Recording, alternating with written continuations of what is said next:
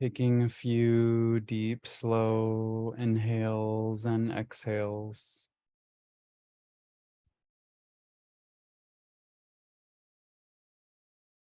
As if you could breathe through the bottoms of your feet.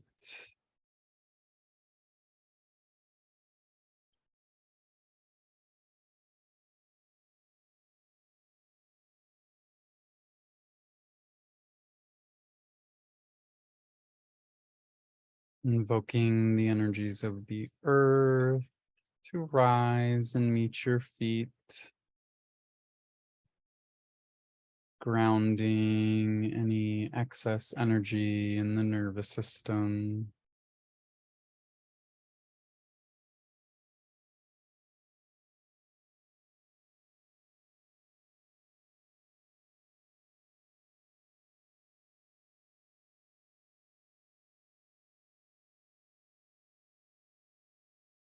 Opening to the energy of source. Allowing light and unconditional love to fill every cell of your being.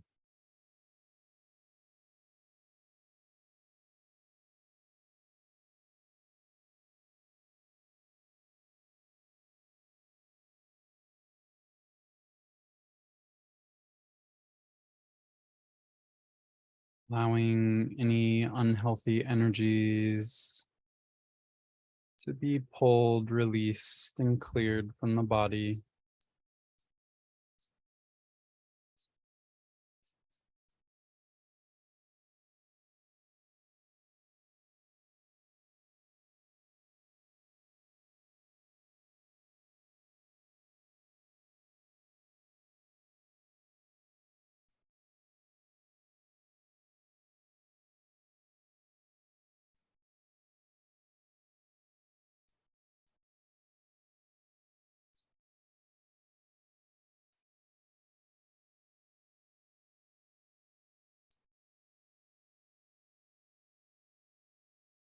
Commanding and requesting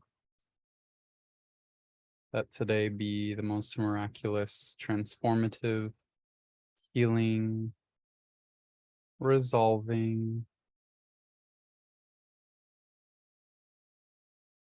expression of integration and embodiment of your soul's direct connection to source.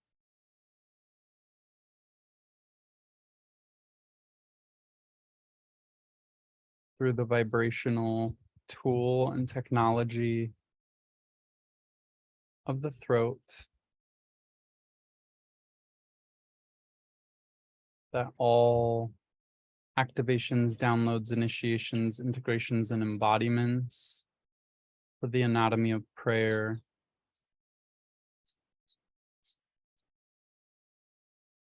to be given now with grace, ease, and mercy to the physical and all things affecting the physical to the ethereal.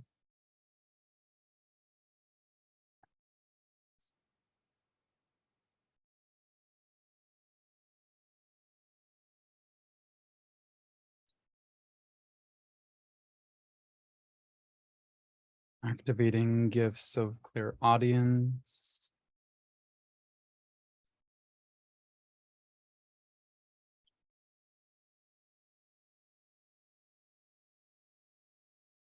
gifts of prophecy,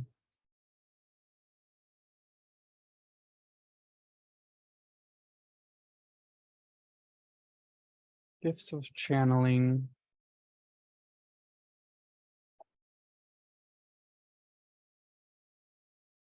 speaking,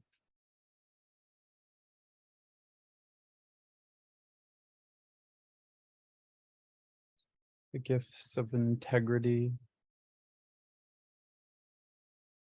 truth, and community.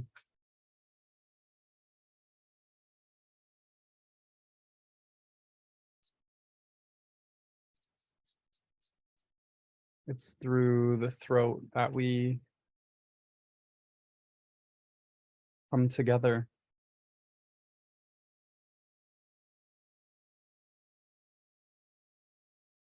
something powerful when we choose to come together with our voices, resonance, and vibration.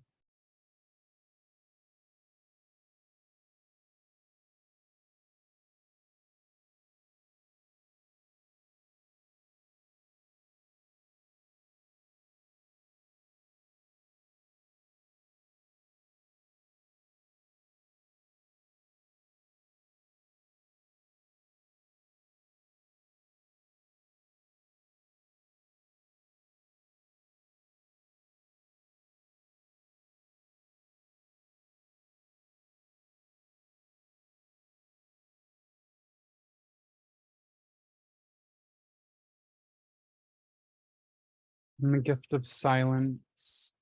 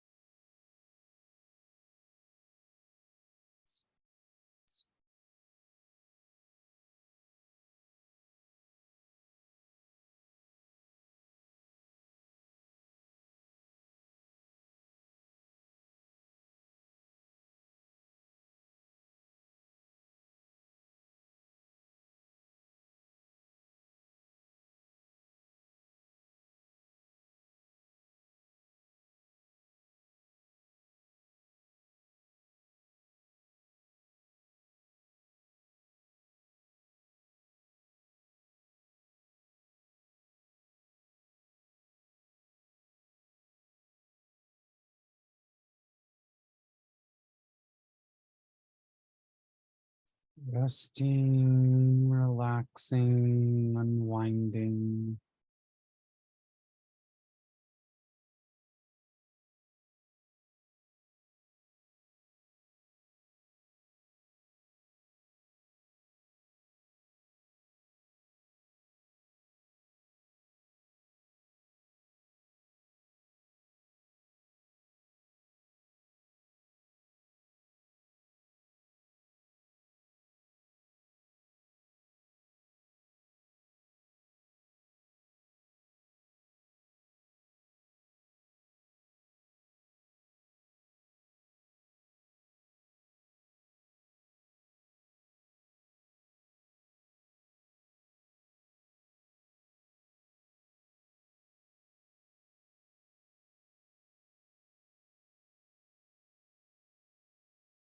So much can be resolved simply through silence.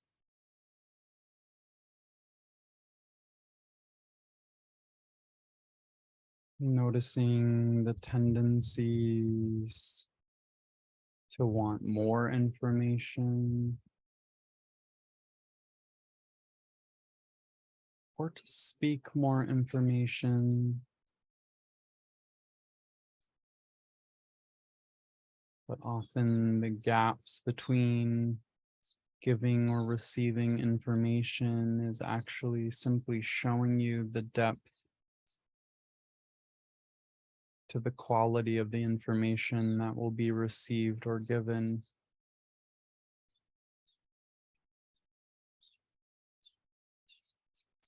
It's like a tea bag.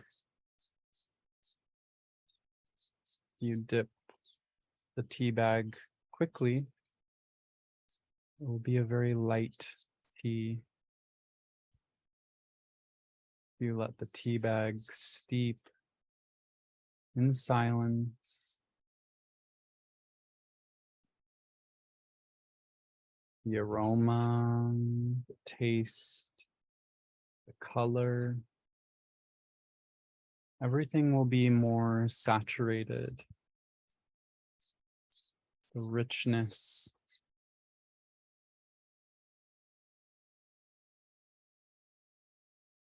will be so much more present.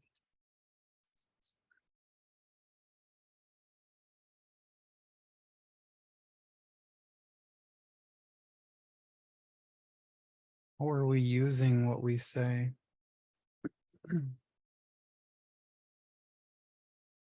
Are we speaking to influence silence into something that's more comfortable?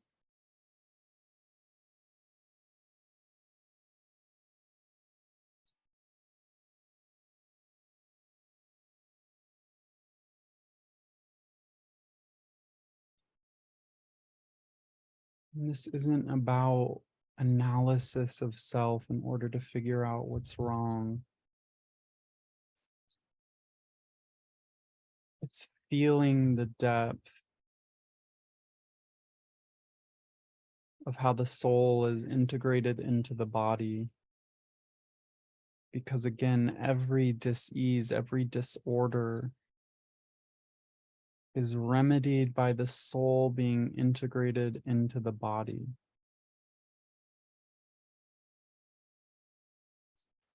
Feel where you're speaking from. Notice how different modulations of your voice provide or come out of particular emotional experience that may not be fully integrated.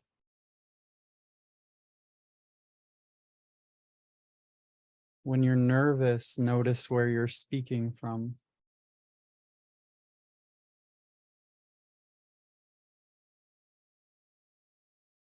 The higher that center of gravity that you're speaking from, the more inauthentic to you. Notice the next time you agree to something that you don't actually want to do. When you say yes, where does it resonate from in your body?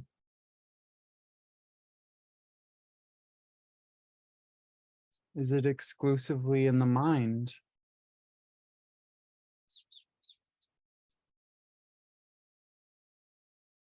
In the Anatomy of Awakening, I discuss the 3 centers of perception. It's actually the same as Hawaiian doctrine. Unihipili, Uhane, Amakua. The Amakua you could think of as the mind, consciousness in its fullest integration. In its distortion, it's a mind full of worry and anxiety, using logic in order to maintain a sense of understood safety versus felt safety. We speak, yes, I want to do that. And you can feel how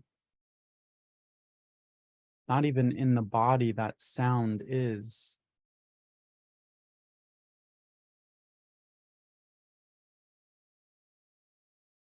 So you can understand how authentic or inauthentic to your spirit something is by how near or far it is from where your spirit resonates, which is in the na'au, in your gut.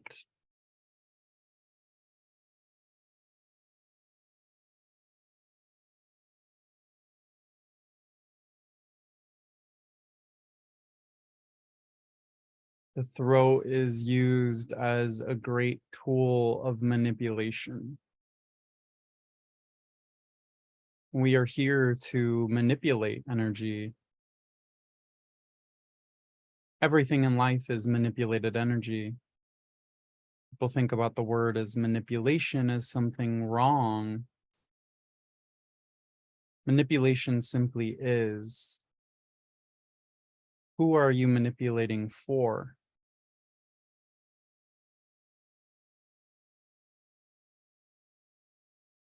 Most manipulations of energy that are occurring on this planet are for others.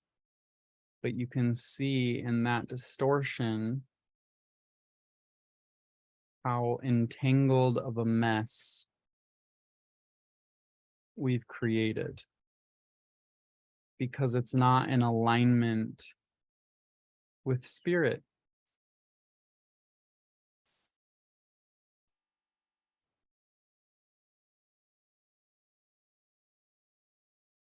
This is why it's important to answer more slowly, to not think about whether it's a yes or a no, but to feel when you say yes or when you say no, where it comes from in your body. When I say I love you to someone, and you're in a relationship where there's a lot of issues and problems, where does I love you resonate from? And you may find it's far from your spirit.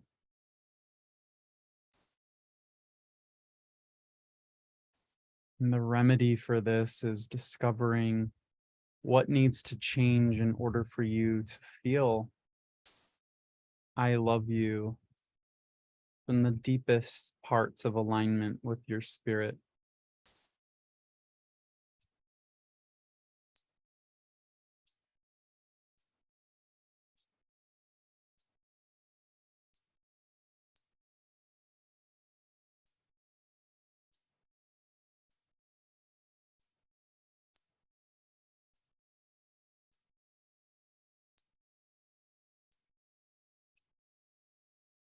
And just witnessing the gravity of your Na'au being upgraded, flipping the polarity,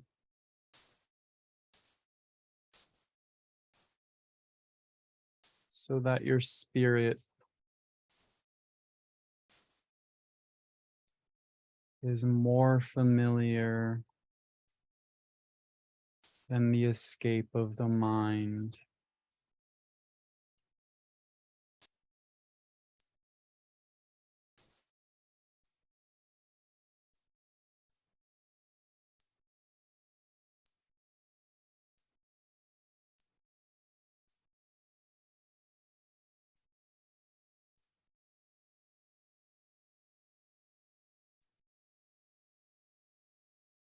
Your spirit is what nourishes you.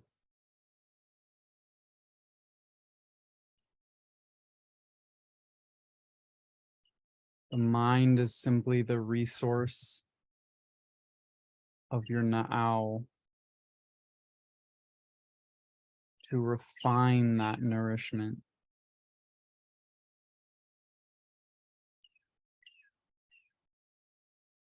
And this is where we get innovation, discovery, invention. This is the celebration of change.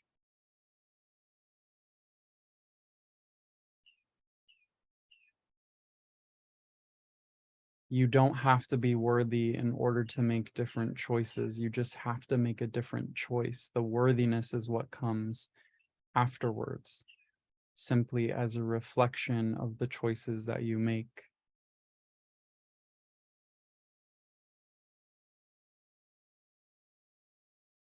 The burden of the throat is shame.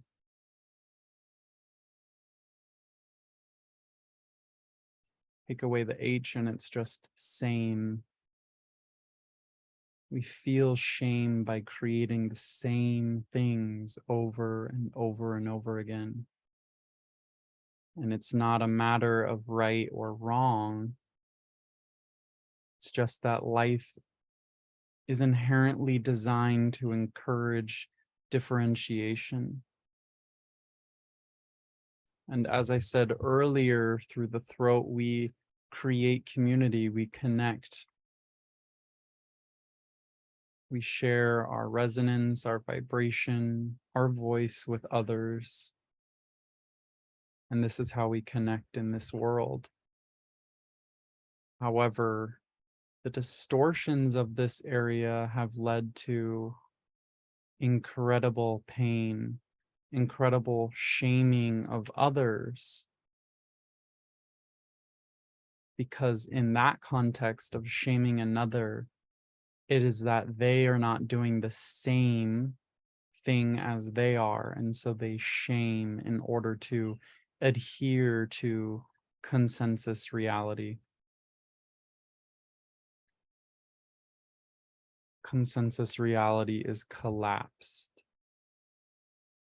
We can no longer reference what is right or wrong for others in order to determine what is right or wrong for us. And that is not in a moral understanding of right or wrong.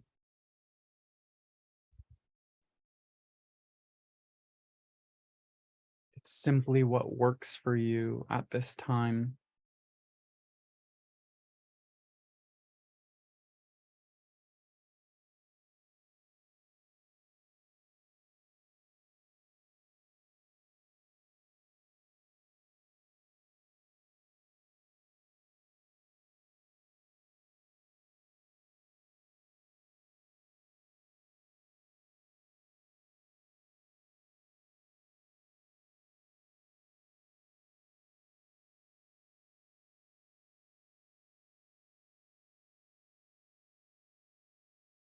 Commanding and requesting that all incongruent and incompatible patterns received, replicated, or propagated for consensus reality that are not yours and have nothing to do with you to be released, cleansed, cleared, purified, resolved to completion, and replaced with your soul's direct connection to source, your unique frequency of expression. And just feeling and witnessing these changes with me on your behalf.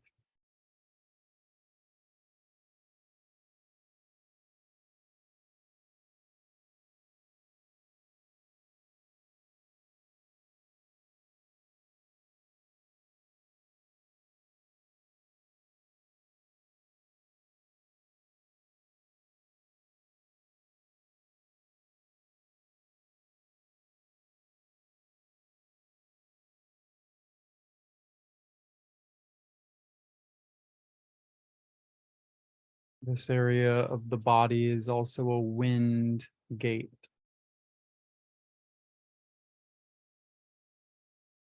The element of air.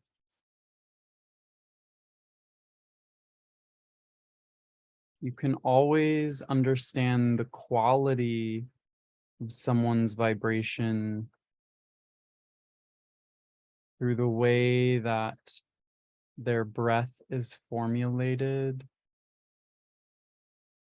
through the tensions, restrictions, or openings in their body.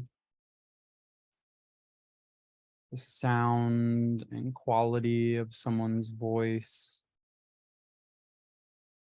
will tell you everything that you need to know. Not just the words they are using, why they are using those words, the way that they actually express them. And you already know this. You can hear when someone is nervous. You know when someone is lying because it's a vibrational mismatch between what they're saying and the energy behind their words.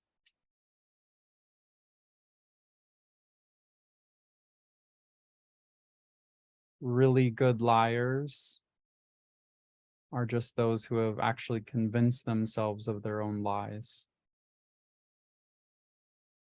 Coming back from this is very difficult, although possible, for that soul to come into alignment with themselves.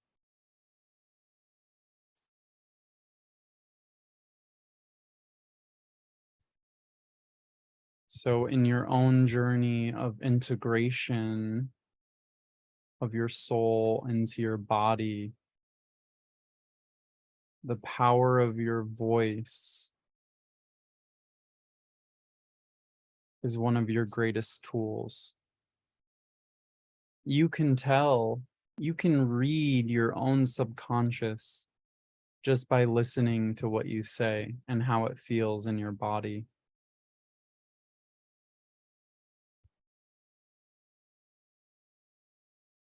In all my work, this is how I uncover more of what is true, because there are always deeper levels and layers of this. Because I am speaking and simultaneously listening to the way it's coming out of me.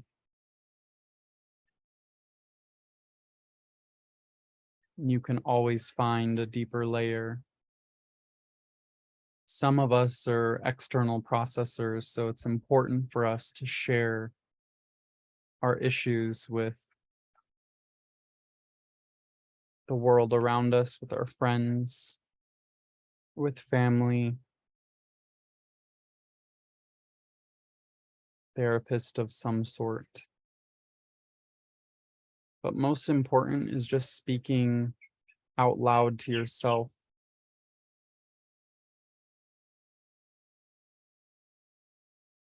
Admitting to you what you feel. Sometimes that can be a cure in itself.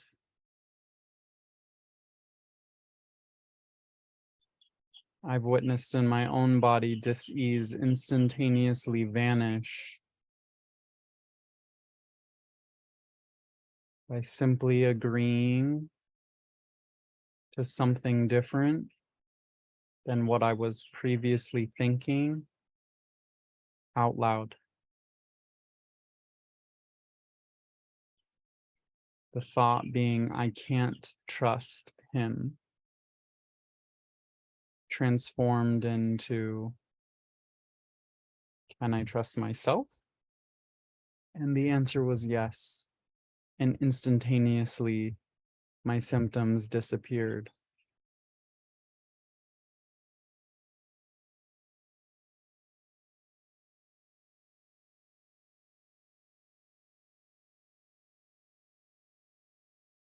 And that's because everything is healed by the soul integrating and embodying into the physical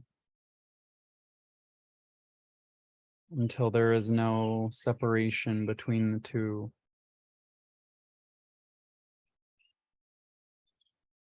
And there's no rush to get there. There's nothing to avoid.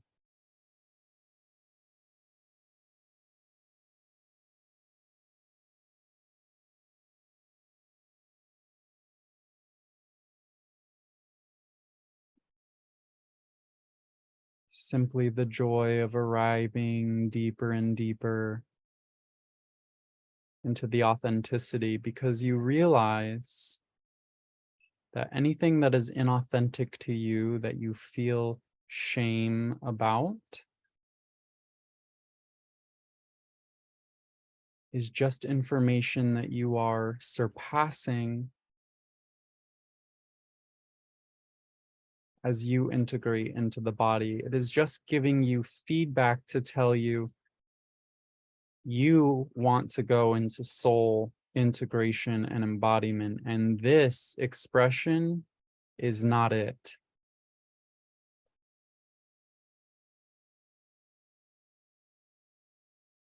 Scan within yourself and ask, what immature and expressions am I still willing to engage in because I haven't yet adored this aspect of me that feels sensitive and necessitates validation in the most uncomfortable ways for myself and others. What I mean by this is, oftentimes as conscious beings working through shame, we try to utilize the archetype of the rebel, where we push out information through our voice that has been shamed by others to work out the energy of shame itself. But what we're actually doing is trying to get others to validate us as good and innocent by being the rebel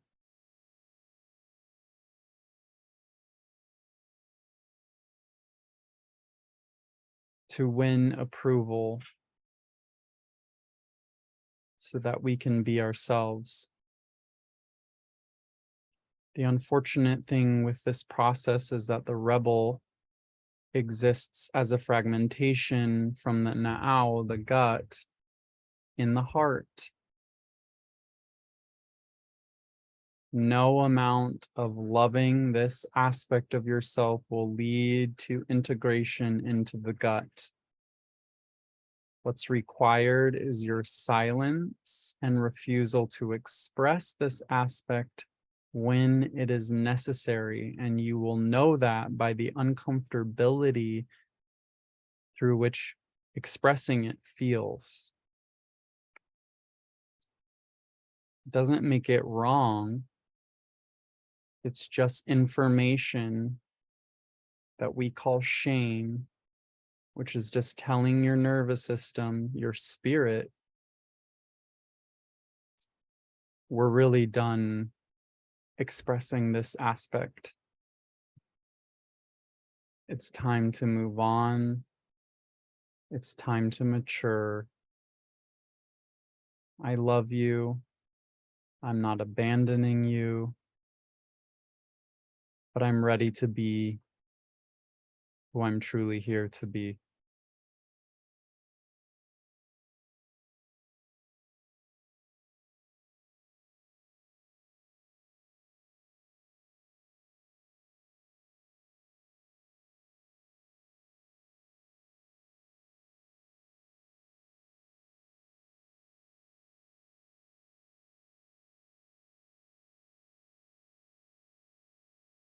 Since the throat is where we express ourselves, oftentimes there can be a fear of death.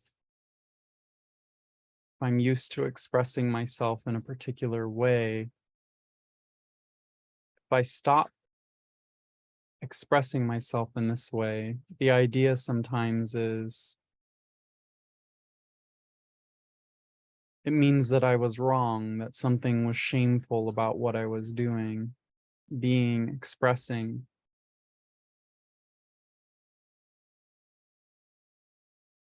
It has nothing to do with that.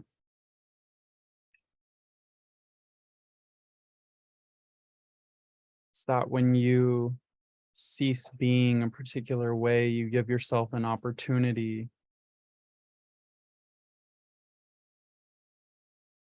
to learn deeper aspects of you that are more fulfilling.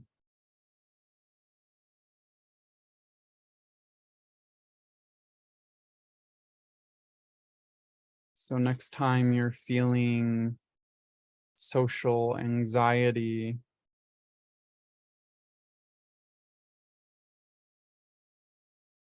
pull back from responding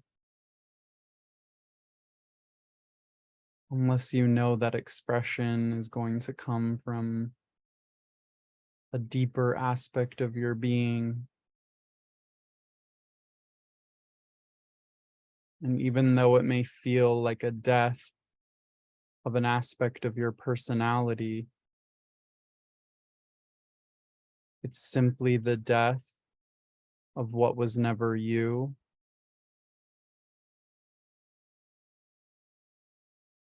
That is simply concealing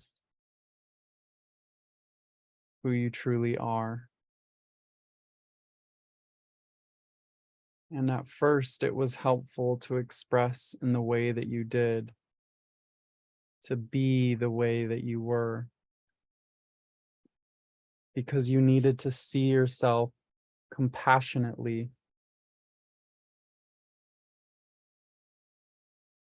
But don't let compassion or working on yourself or developing yourself be the reason to continue expressing something that is complete.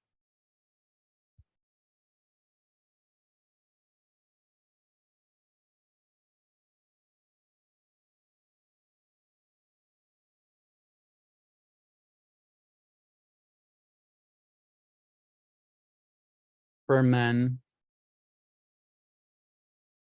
majority of these expressions are related to sex.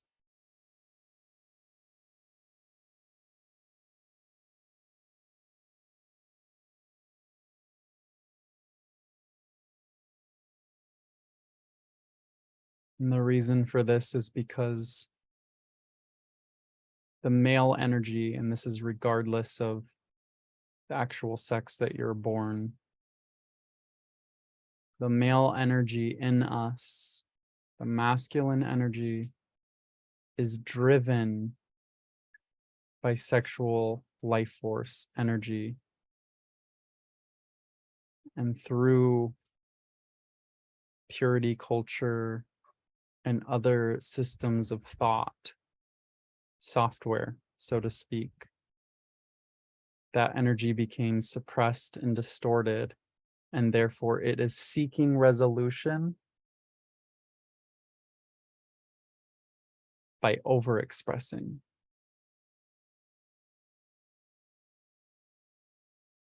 The masculine energy in all beings is highly sexual.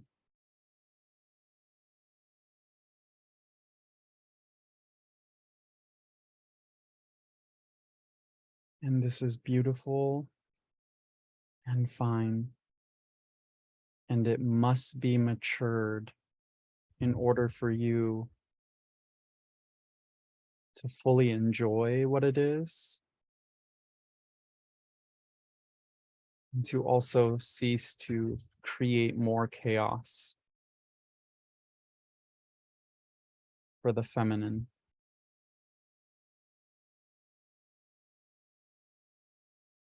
And that is the feminine within and the feminine throughout, regardless of your gender. Because the feminine is fed in other ways. That this overexpression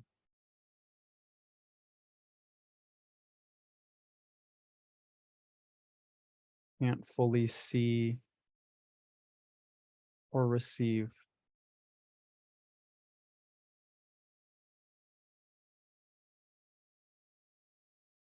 Because right now, this energy, the feminine energy, is calling the masculine energy into its higher octave. And then the masculine calls the feminine into its higher octave, and so on and so forth. For feminine energy, regardless of gender,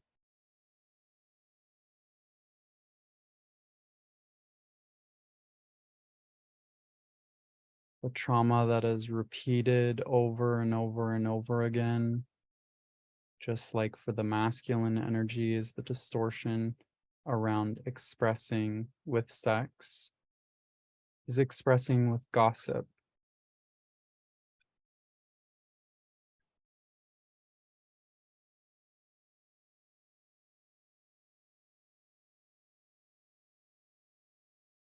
the feminine that has been wounded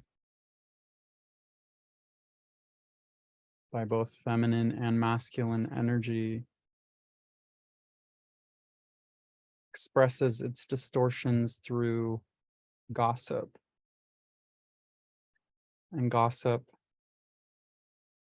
is equally destructive as the immaturity of expressing distortions of sexual energy. And the reason for this is because it keeps you stuck, looping in a reality that was finished the moment you cease to experience it.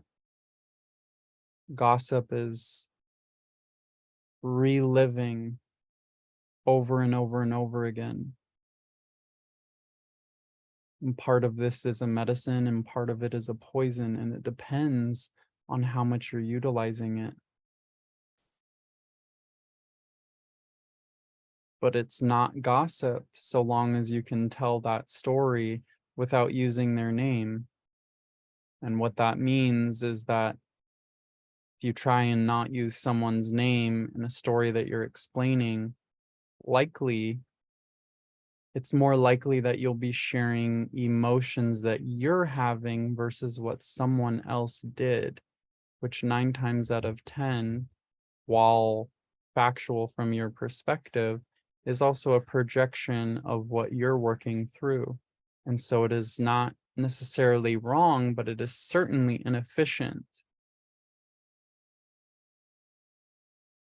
to be engaging in gossip.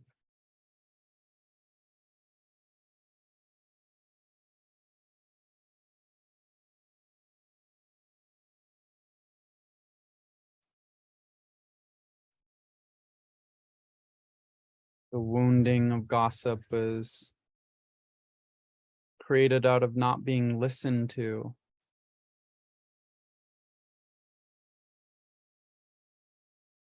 But are we listening to ourselves?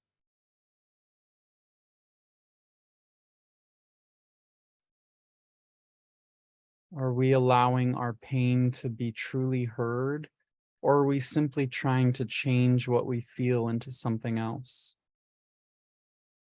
In the anatomy of a prayer, it is imperative that we simply feel without needing things to change. That is the basis of powerful prayer. If you are trying to use prayer or commands or coding energy in order to get away from something, you're not listening to the current of life. So why would the current of life listen to you to change it?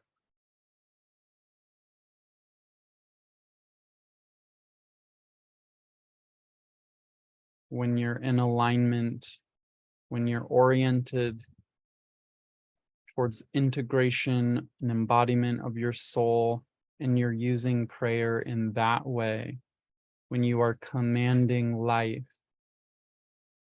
to assist you in these integrations,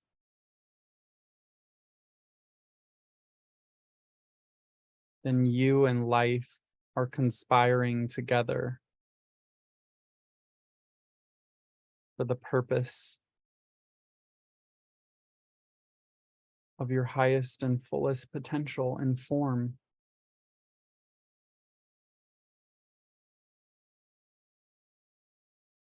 That is what co-creating reality is about.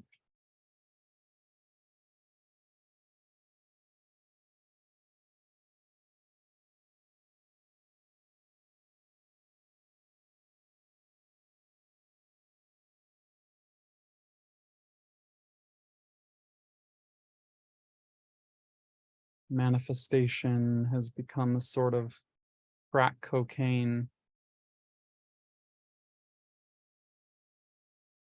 highly distorted from its true essence.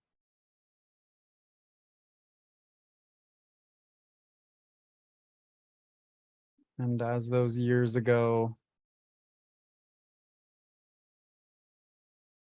I first chewed the leaves of a coca plant containing the alkaloid cocaine, and I asked for a transmission from the plant. And it said, the opposite of addiction is not sobriety, but contentment.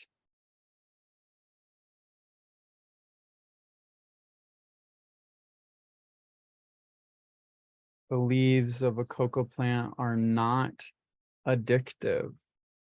Cocaine is not addictive until you distort it from its original form, extracting it, concentrating it. This is what we are trying to do when we manipulate life in a way that is our attempt to avoid deeper levels of integration. Prayer works, commands work, coding works every single time when it is integrated and embodied with your soul.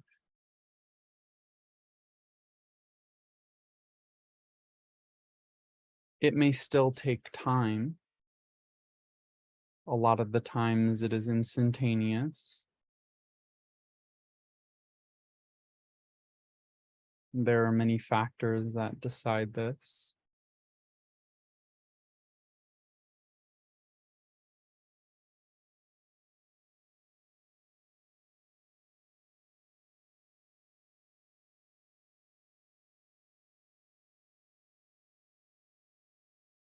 But when you are trying to manipulate reality, you are doing so from an extractive mindset.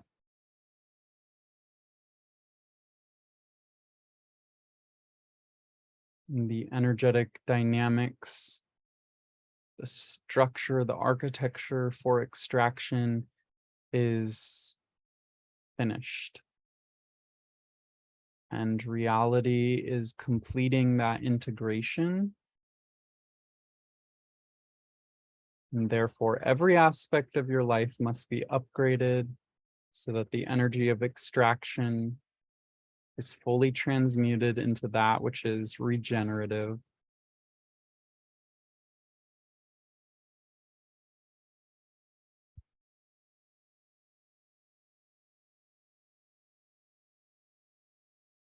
The energy of the phoenix, of rebirth, of death.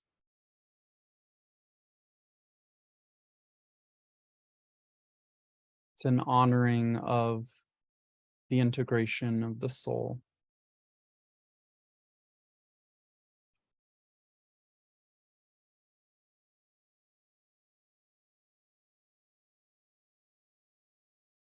And the phoenix only dies and is reborn anew when it is fully touched by the forces of life that initiated and catalyzed it to do so.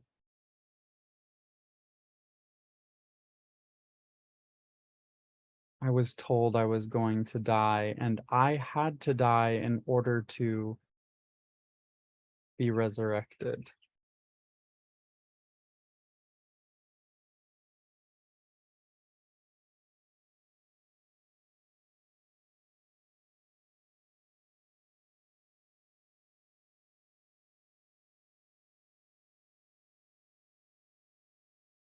Don't be afraid to let yourself die to less than what you're destined to receive. Let grief clean you.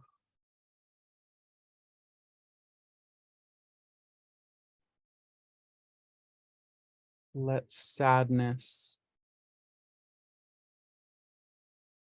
wash all that is done away.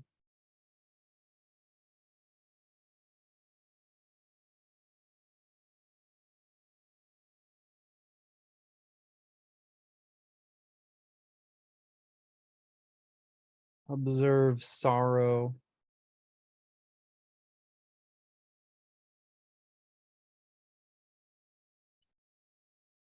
detailing aspects of your being.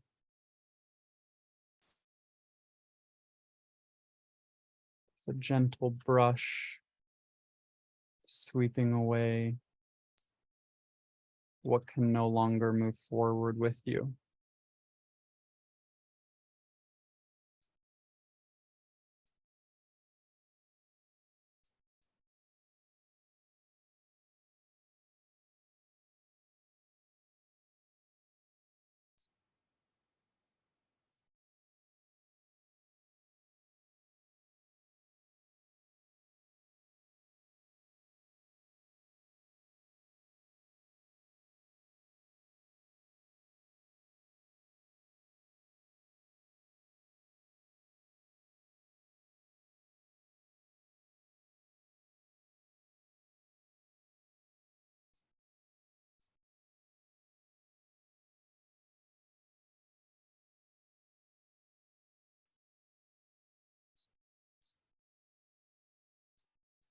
Try for just a few days speaking out loud all the things that come to mind about yourself or the world around you, and watch how quickly you clean up.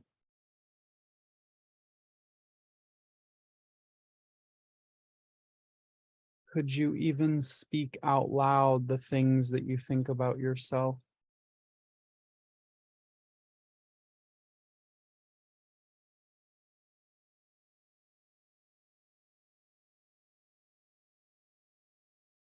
Even just acknowledging what you're thinking about yourself by saying it out loud will allow you to feel the ridiculousness that you're engaged in mentally. Listen to how I said engaged in. That doesn't mean that you are it or that you're even the one abusing you. You're simply engaging with something.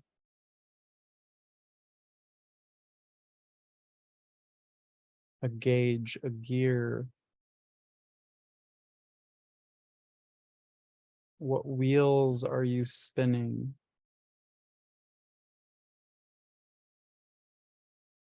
Throat is a wheel, it's an amplification gate.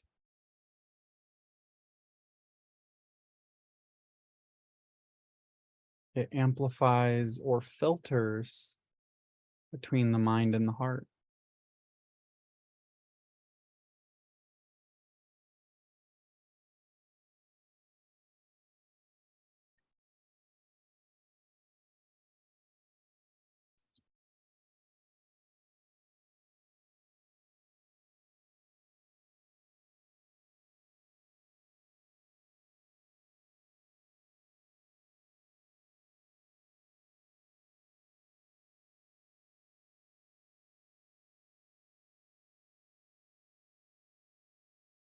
Hmm.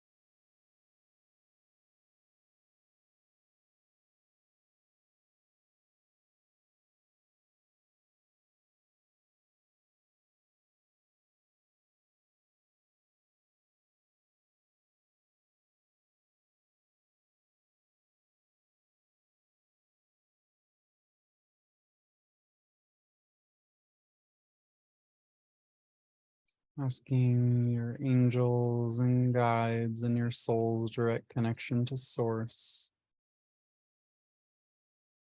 Facilitate any upgrades to this aspect of your being in the highest, best, and healthiest way for you at this time. Pulling, releasing, cleansing, clearing any densities and all ideas, beliefs, conclusions, understandings, perspectives, or perceptions, identities, attachments, or overlays related or associated to these densities that are incongruent, incompatible to who you are and who you are becoming. Replaced with your direct connection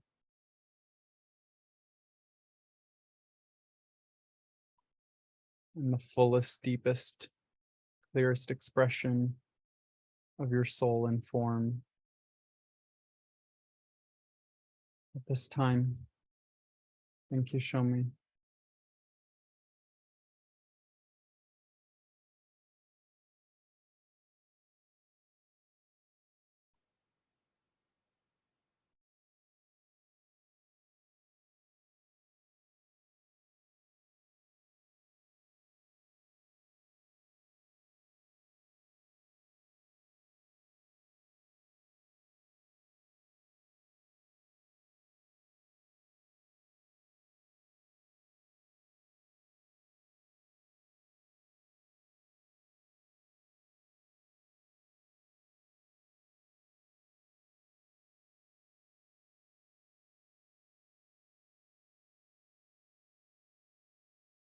Clearing the channels between the throat and the sacral.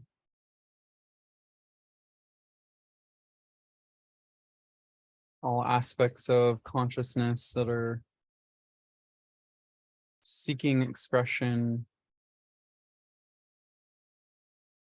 that are over or underexpressed, denied expression,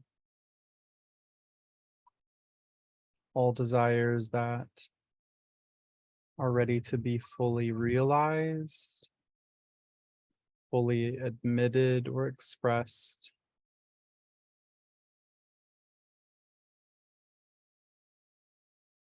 Asking that all incongruent, incompatible beliefs, patterns,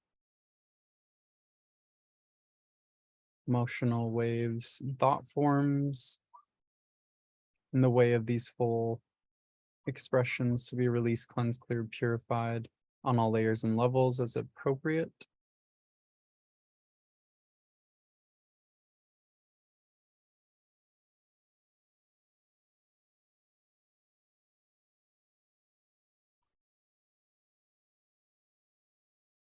Commanding and requesting that any hooks, links, bonds to consensus reality held or contained within the throat, the esophagus, the tongue, teeth, gums, the back of the throat, the roof of the mouth, all layers and levels of all aspects, physical to ethereal, anywhere and everywhere where consensus reality has encoded itself that is counter, incongruent, and incompatible to who you are and who you are becoming.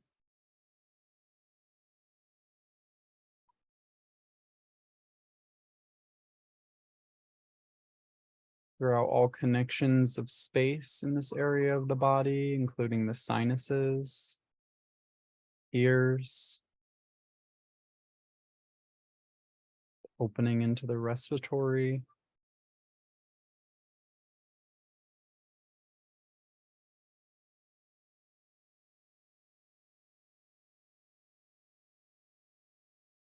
all cleansed, cleared, purified, released.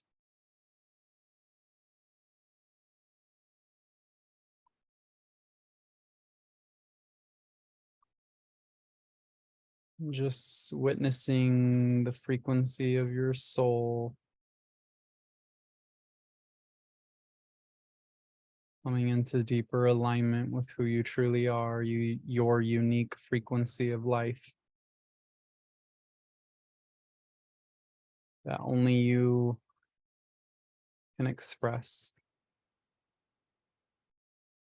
And witnessing this sound shaking free from your energy field, all that is incongruent and incompatible to who you are and who you are becoming, and releasing all beliefs, ideas, understandings, perspectives, perceptions, identities, attachments, overlays, related or associated to these patterns.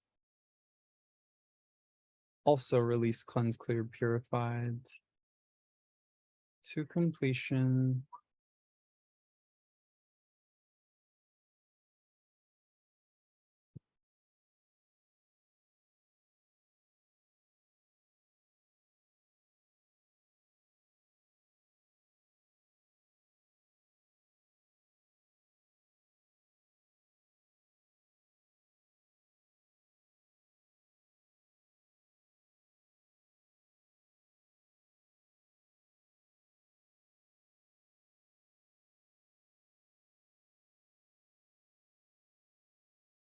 I'm just downloading for you that you know what it feels like to authentically express yourself, that it's possible to authentically express yourself, that you can live your daily life authentically expressing yourself, that you do authentically express yourself.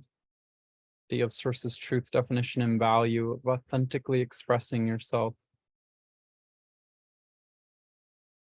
Just commanding and requesting that all sexual distortions that are incongruent and incompatible to who you are and who you are becoming, as directed by your soul's direct connection to source, are pulled, released, cleansed, cleared, and purified from the throat and all layers and levels of being, physical to ethereal, related or associated to the throat. Anywhere and everywhere where you have picked up patterns of distortion and repeated them, sexual or otherwise, in order to be liked or seen as good.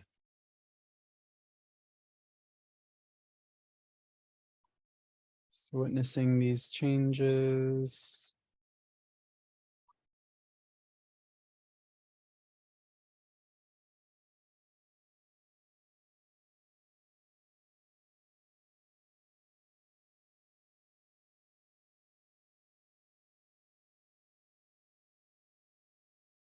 Commanding and requesting that all habits, patterns, beliefs, paradigms that are incongruent, incompatible to who you are and who you are becoming, as it relates to expressing yourself, to be released, cleansed, cleared, purified, and replaced with your soul's direct connection to source.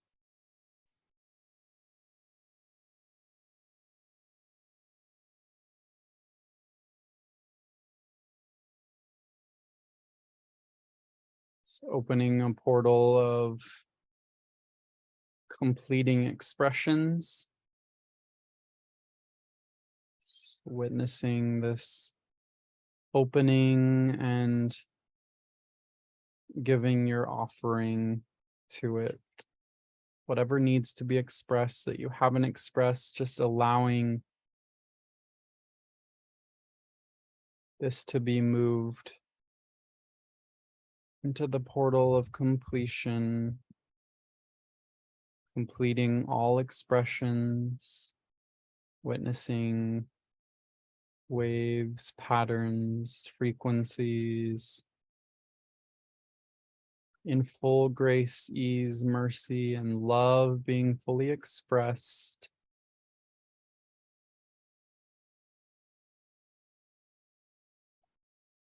Not just from your throat, but from all layers and levels of being, physical to ethereal, anywhere and everywhere where there is unexpressed energy that is ready to be fully expressed, released, and resolved, to be done so now through this portal of completion, witnessing, feeling, observing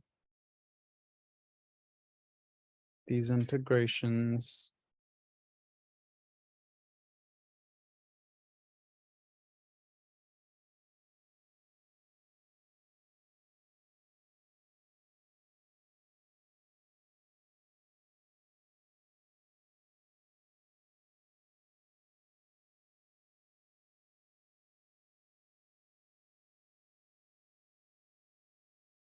So witnessing your inner child fully expressing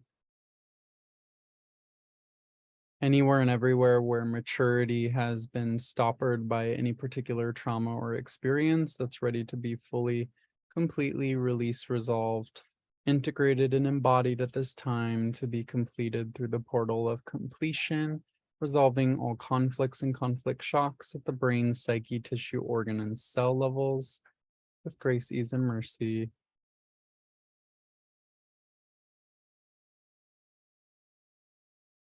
So witnessing these aspects maturing energetically within your being.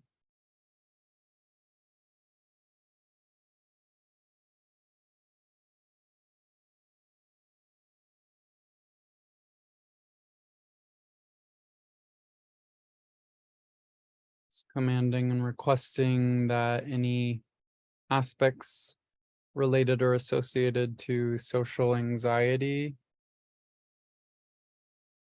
known or unknown, discovered or undiscovered, and all related or associated beliefs, ideas, understandings, perspectives, or perceptions, ideologies, paradigms, identities, attachments, overlays, all that is incongruent, incompatible to who you are and who you are becoming as it is related or associated to social anxiety, resolved on all appropriate levels, cleared, canceled, and deleted on all others.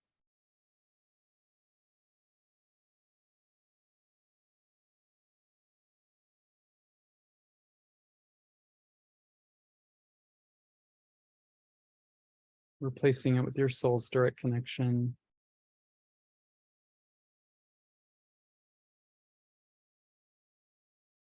The fullest, clearest expression of who you are.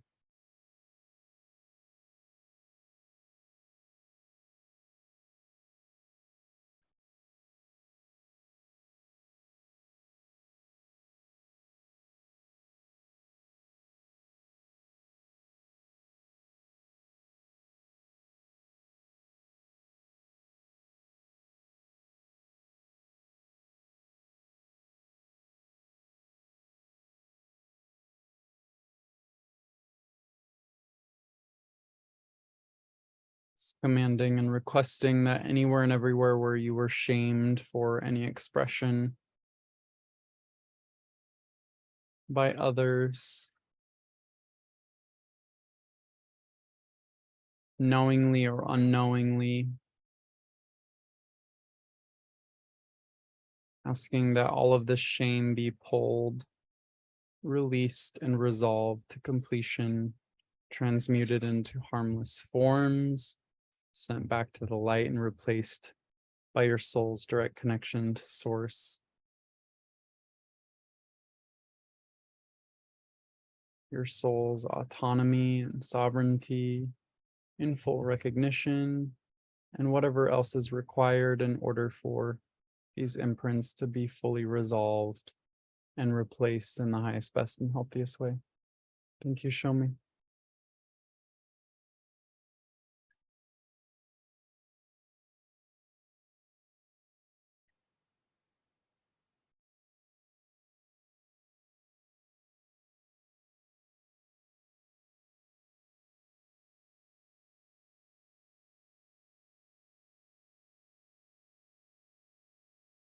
Pulling, canceling, clearing, deleting any earworms. Essentially, this idea of repeating things that you have heard,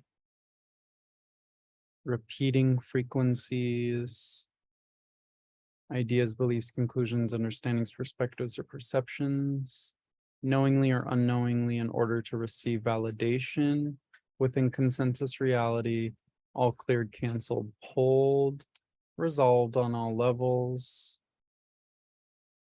replaced with your soul's authenticity through its direct connection to source.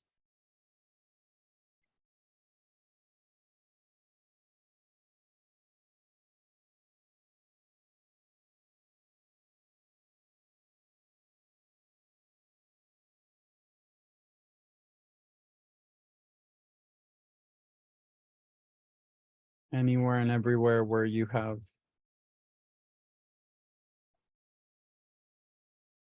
regretted expressions to be resolved to completion. Brain, psyche, tissue, and organ levels.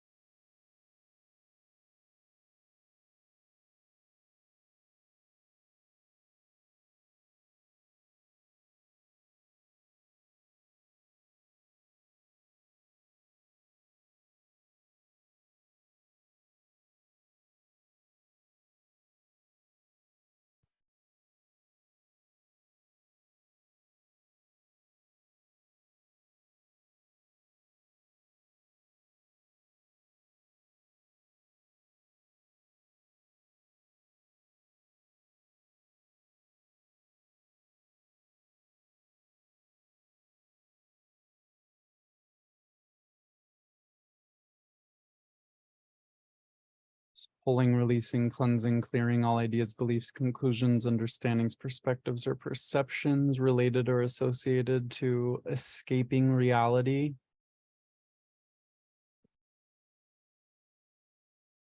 Manipulating reality in order to avoid integration and embodiment.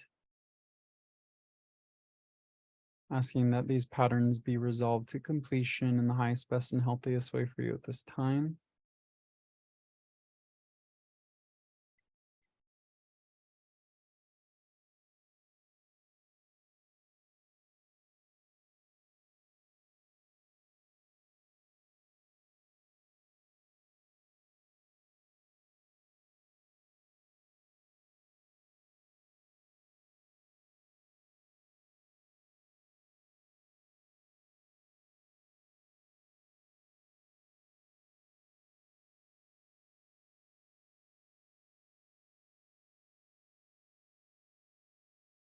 And just working with your teeth, commanding and requesting that any teeth that have been shifted, changed, altered in any way, pulled, any surgeries, it's asking that the matrix of the teeth be restored in the highest, best, and healthiest way without causing any shifts, changes, or alterations to the physical location of your teeth, just ensuring the integrity of the electrical signaling within these circuits to be restored in the highest, best, and healthiest way for you at this time. Thank you, show me.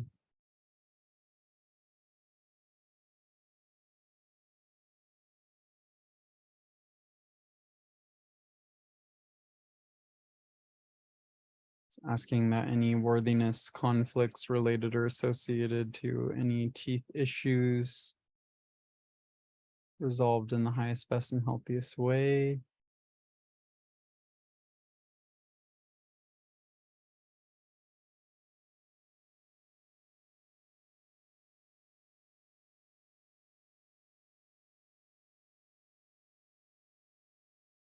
And asking that these be returned to their original form, function, and vitality in the highest, best, and healthiest way.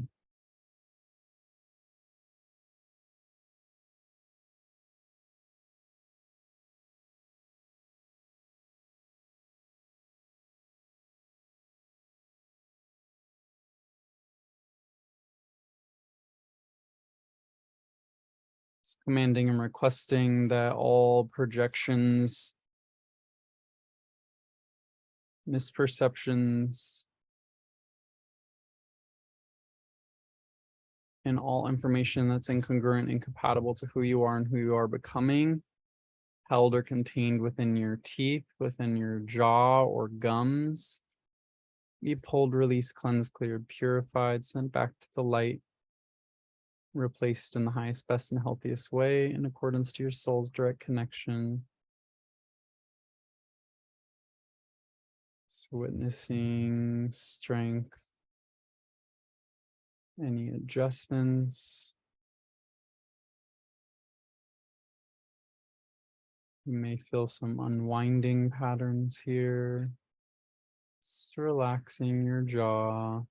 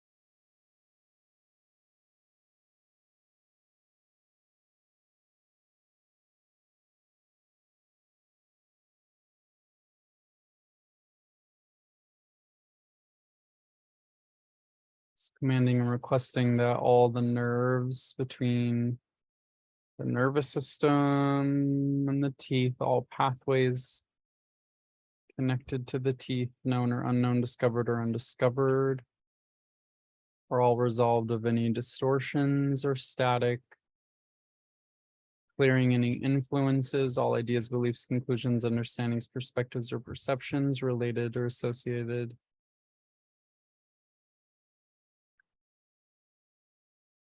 whatever these are that I'm seeing right now. Just pulling, cleansing, clearing, releasing.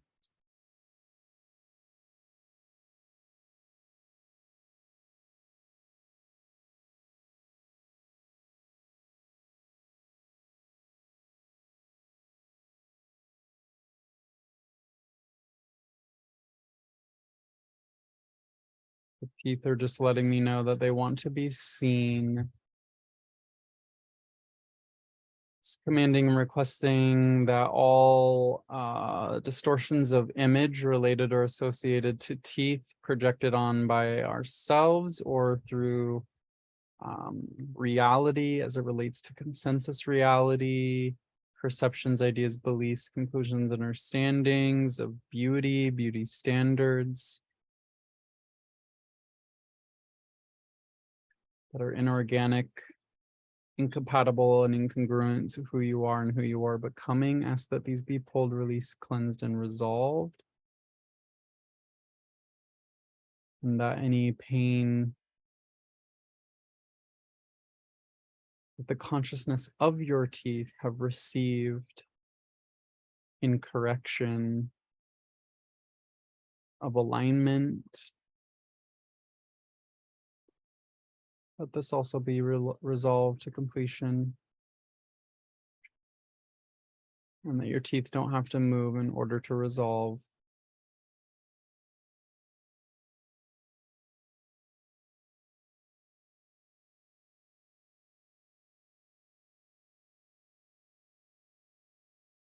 And they're also just letting me know that if correction is desired, to just do correction with the understanding that it is already perfect the way that they are. Just witnessing different changes that have been done in people's teeth. From a certain vibration, we're just resolving those alterations, going back and ensuring that's all done from the right alignment for the joy of straighter teeth, as opposed to needing to do this to be liked, which is also fine. But this patterning in the teeth is ready to be completed.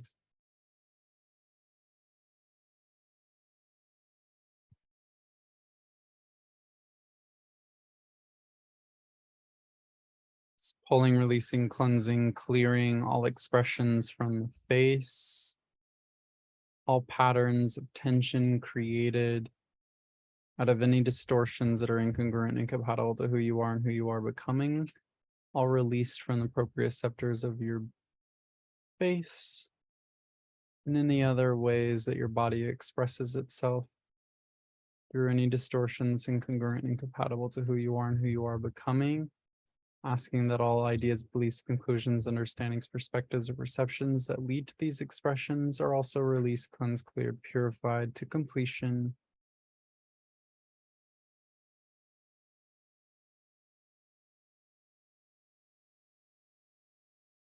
That you know how to express yourself freely, that it's possible to express yourself freely, that you do express yourself freely, that you can live your daily life expressing yourself freely, and that you have sources, truth, definition, and value of expressing yourself freely from the highest perspective.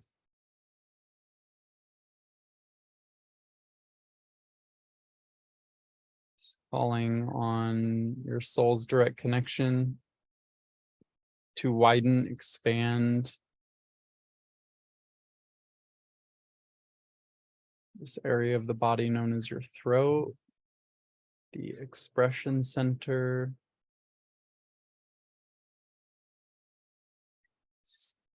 expanding the throughput of your soul into form.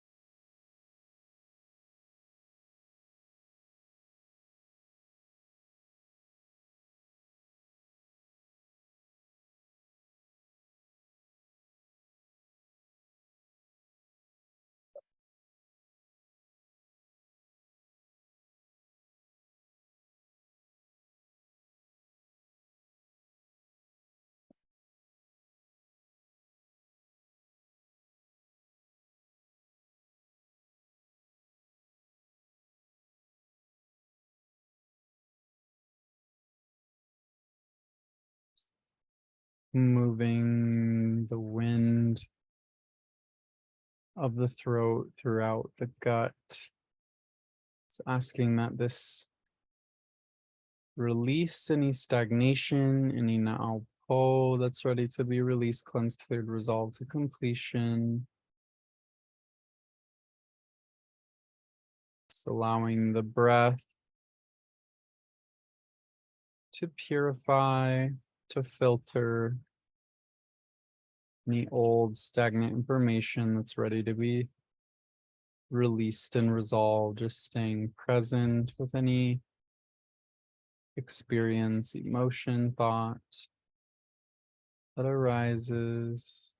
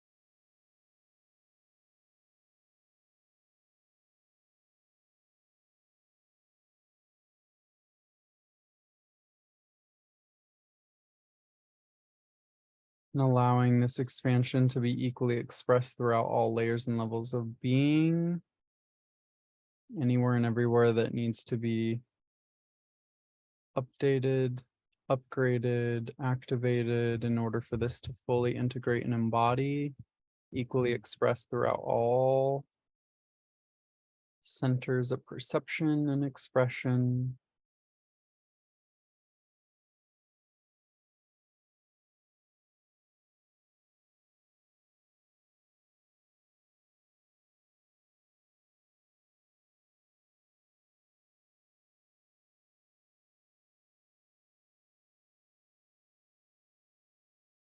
Just working with Archangel Michael,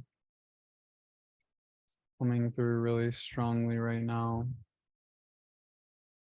Cutting any cords of expression, any repetition in information, dialogue, conversation that has nothing to do with you, that is incongruent, incompatible.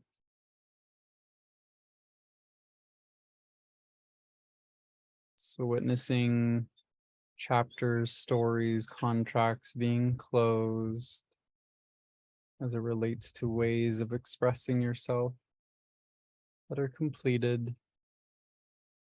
releasing all ideas, beliefs, conclusions, understandings, perspectives, or perceptions that allow these filters to exist, resolving them to completion, replacing with your soul's direct connection.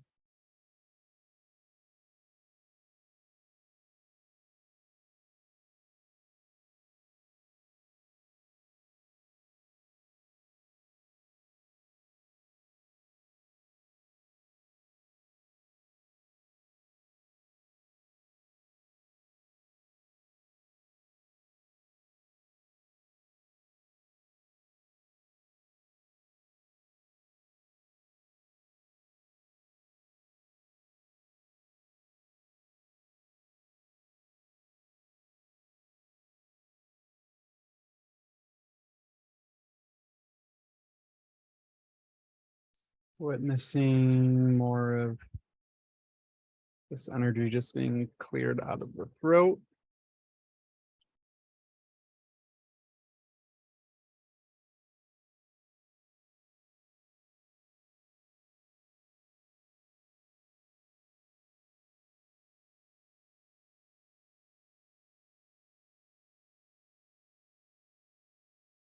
So witnessing the cells, tissues, and systems of the esophagus being returned to their original form and function as all this energy is being released.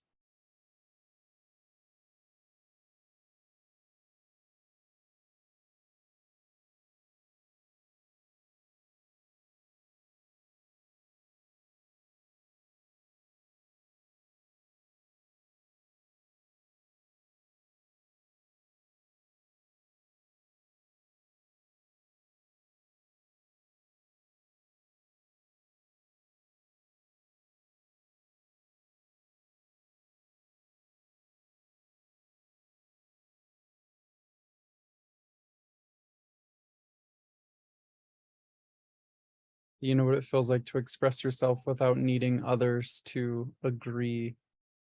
That you know how to express yourself without needing others to agree. That it's possible to express yourself without needing others to agree. That you do express yourself without needing others to agree.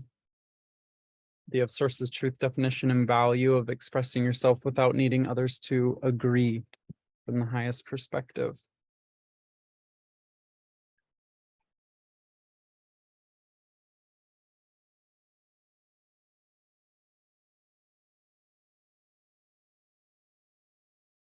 That you know how to be authentically sociable, that it's possible to be authentically sociable. That you know what it feels like to be authentically sociable without being awkward, that it's possible to be authentically sociable without being awkward, that you can live your daily life being authentically sociable without being awkward. They have sources, truth, definition, value of being socially expressing yourself socially without being awkward.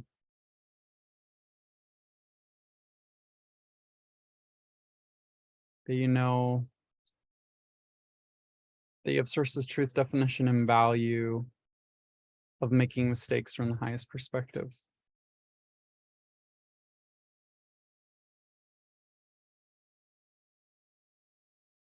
It's commanding and requesting anywhere and everywhere where you have felt shame for making mistakes, pulled, cleansed, cleared, purified from all layers and levels of being, resolved to completion. Anywhere where you've been shamed for your expression,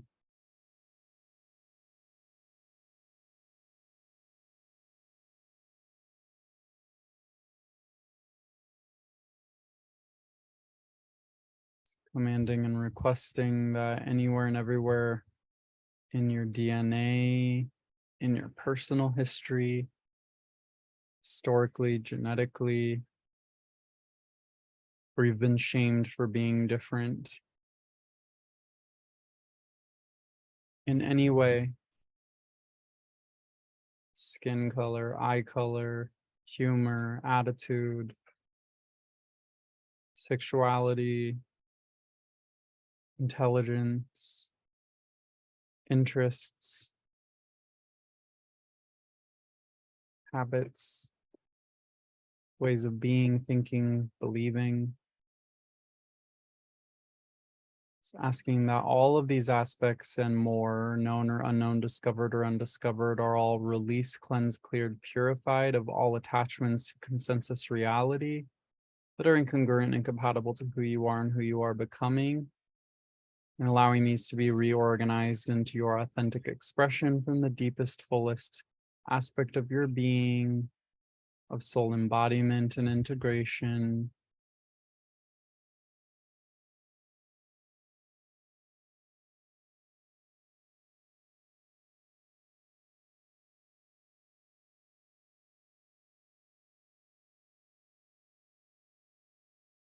Asking that these be released. All cellular debris resolved to completion with grace, ease, and mercy to the physical, and all things affecting the physical to the ethereal.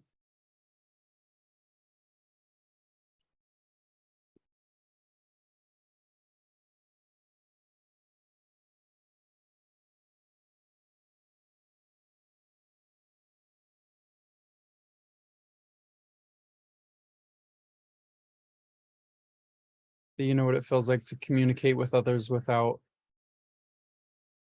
convincing them that it's possible to communicate to others without convincing them? That you can live your daily life communicating with others without convincing them. That you do communicate others without convincing them.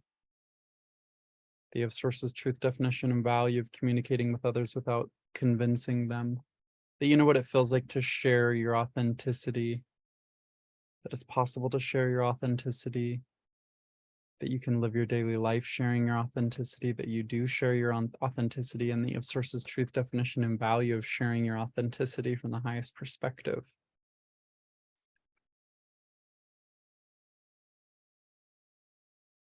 So witnessing activations of clairaudience, that you know what it feels like to be clairaudient, that you are clairaudient, that you can live your daily life clairaudiently.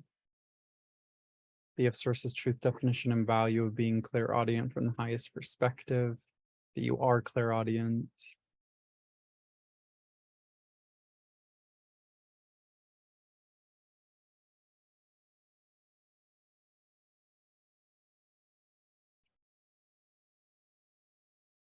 So witnessing these gifts of clairaudience being upgraded with deeper discernment,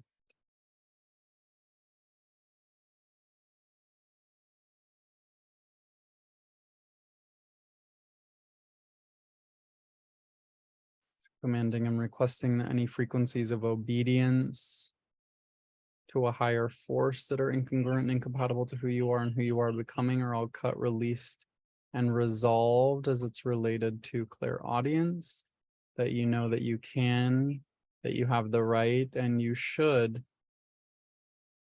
question all information that comes to you. in a clairaudient nature, as just as you are refining yourself, so are all aspects of consciousness. Through the gift of learning, listening,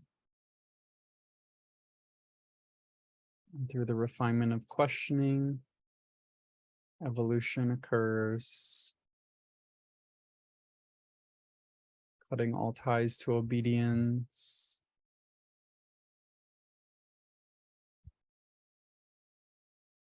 connecting you deeper to your soul's direct connection.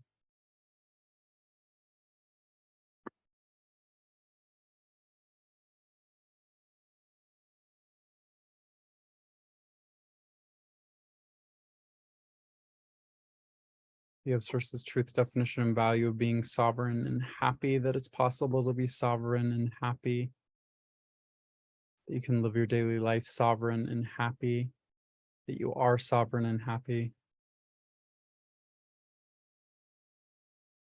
Just commanding and requesting that anywhere and everywhere where you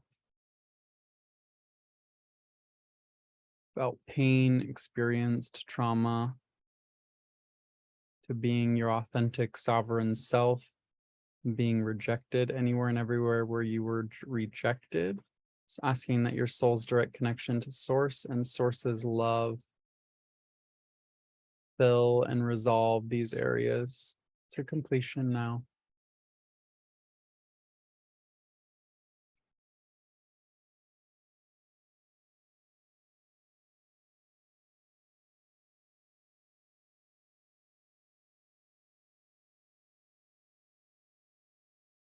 You know how to forgive yourself.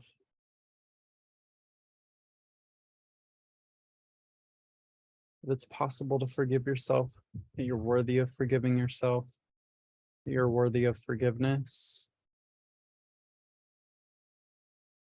that you live your daily life forgiven, that you are forgiven, that you have Source's truth, definition, and value of forgiveness from the highest perspective.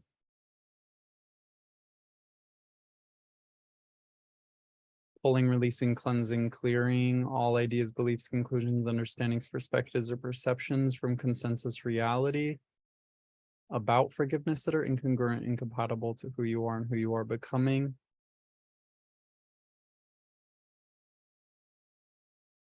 Placing it with your soul's direct connection to Source and Source's perspective of it all.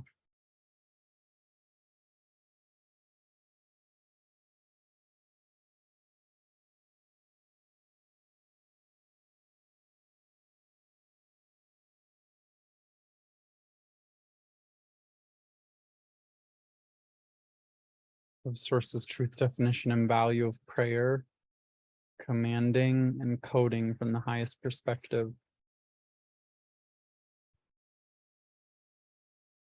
Teaching you the differences and similarities between prayer, commands, and coding.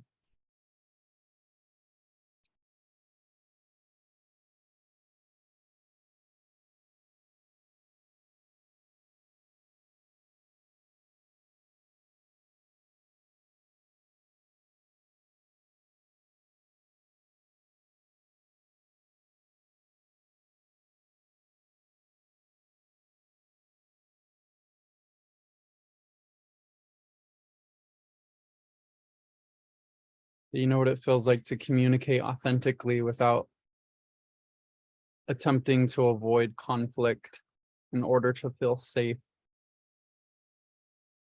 That it's possible, that you know how to live your daily life like this, that you can do this, that you are doing this. And that you have Source's truth, definition, and value of this from the highest perspective.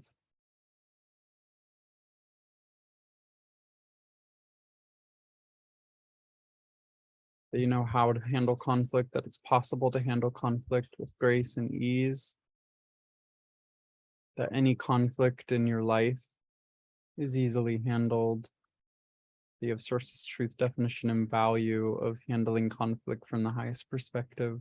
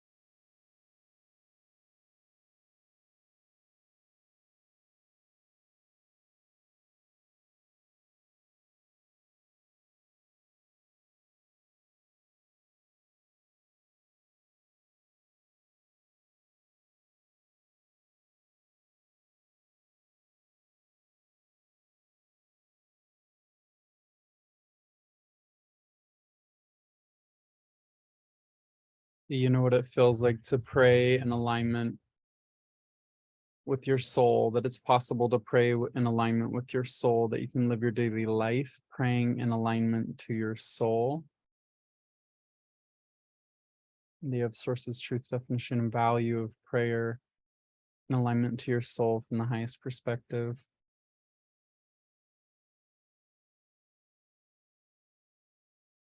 Teaching all layers and levels of being, known or unknown, discovered or undiscovered, all that is required in order to properly command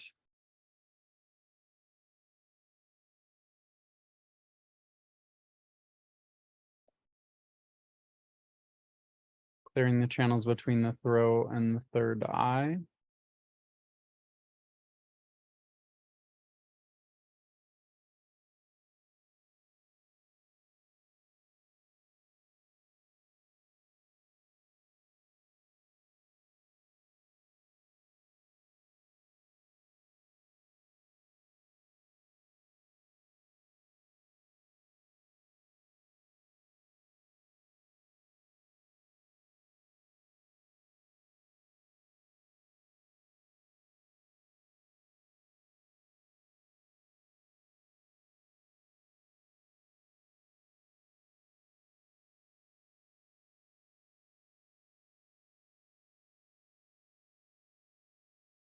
Pulling, releasing, cleansing, clearing all patterns, habits, known or unknown, discovered or undiscovered, related or associated to gossip. All pulled, released, cleansed, cleared, purified, resolved to completion.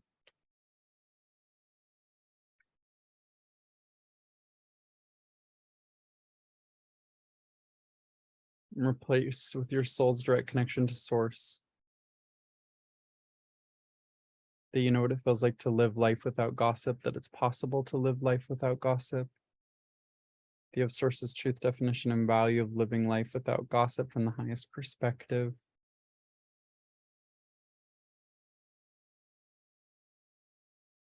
And that you live your life without gossip.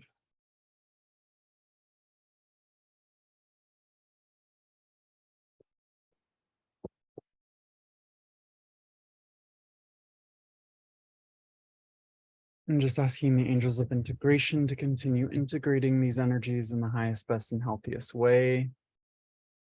No signs or symptoms in order to know that they are already done.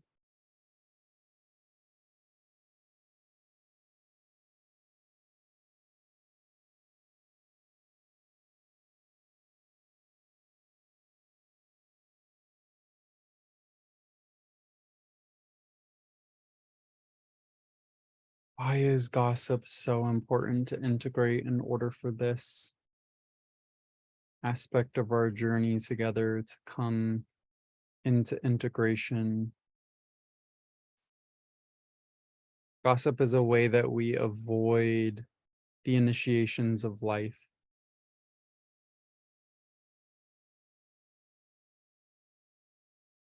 An initiation requires full responsibility for what is being created, even if it appears it's happening through another person.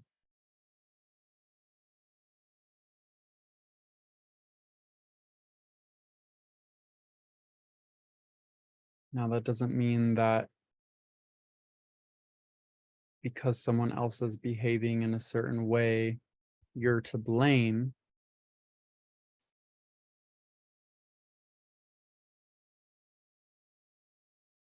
It means that you have the ability to respond to them in a way that transforms the situation.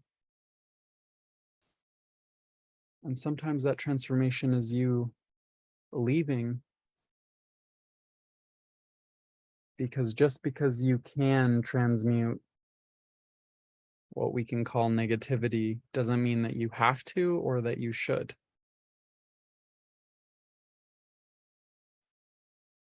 Some people are simply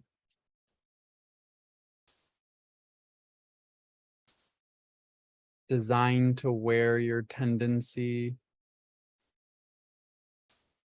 to be codependent down to a halt.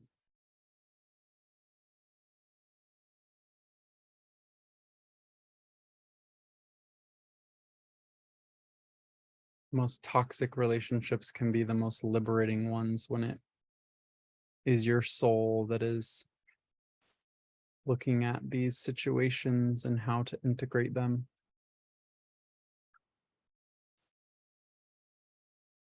It's really easy to gossip.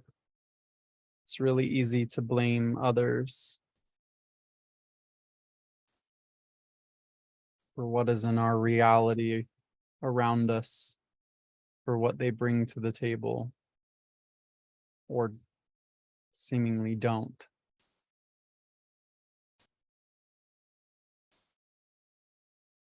What expressions are you holding back that if you were in your power would express that would transform the situation?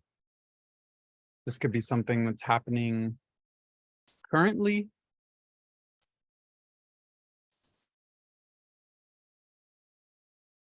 or something that is a memory.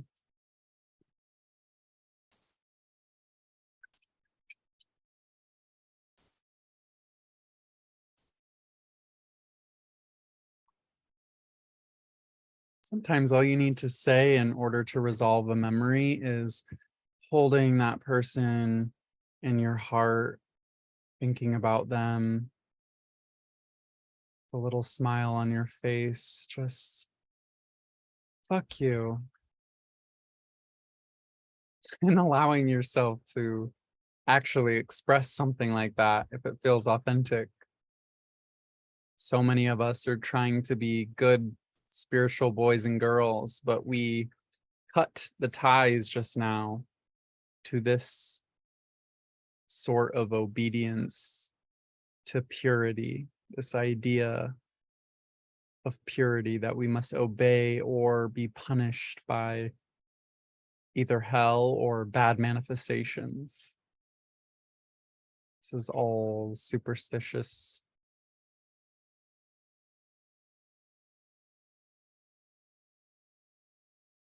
Simply allow yourself to express fully and watch your body heal.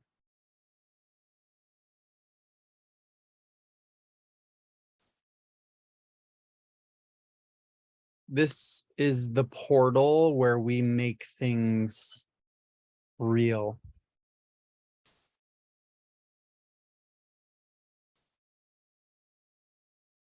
We think we only create by what we express, but we massively create by what we suppress,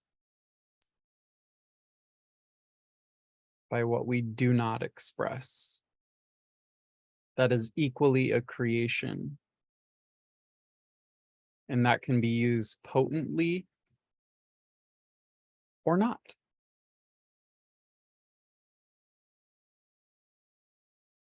Sometimes not expressing something is more powerful than trying to say something.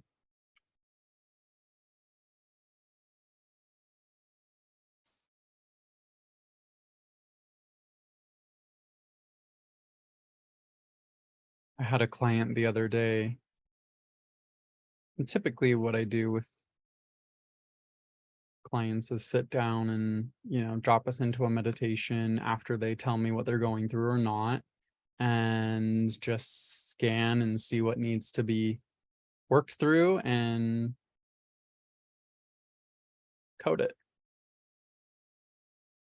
But this person, I really felt like they were used to being secondary to spiritual teachers in their life, that they're like stuck in this energy of being a student, which isn't wrong. We're all here to learn forever. But are we learning from a place of I am not? Or are we learning from a place of I am and I want to discover more of what I am? And this person was very much in the I am not, and I'm trying to get there by being obedient to the whatever spiritual teachings that I'm not really familiar with what they were studying, but it's not anything that makes sense to me. And so I gave them I just listened the entire time and then told them, like, these are the ways that you can pray in order to release and resolve all this energy that's causing you physical disease. Because them knowing that they can do it for themselves is part of the process.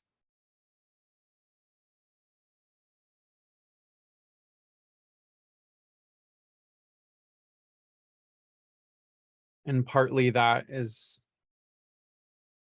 was an integration of, for me as well. Because for me, what I do is super fun and fascinating to be able to, like, read and scan and do all these things, right? But my desire to express or be seen in a particular way in that moment would have detracted from this person's integration of self.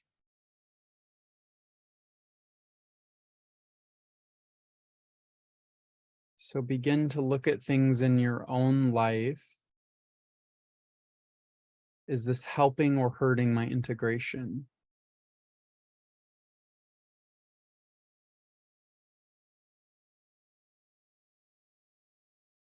I told them at the end, you don't need a session with myself. You need to believe in yourself.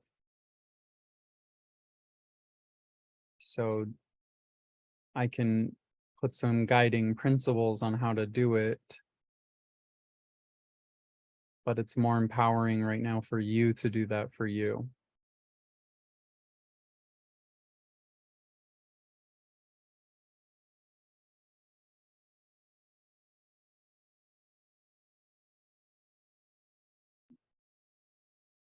So where in your life are you over or under expressing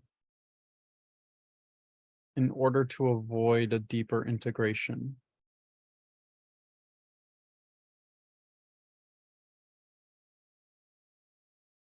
Are you not asking for what you want?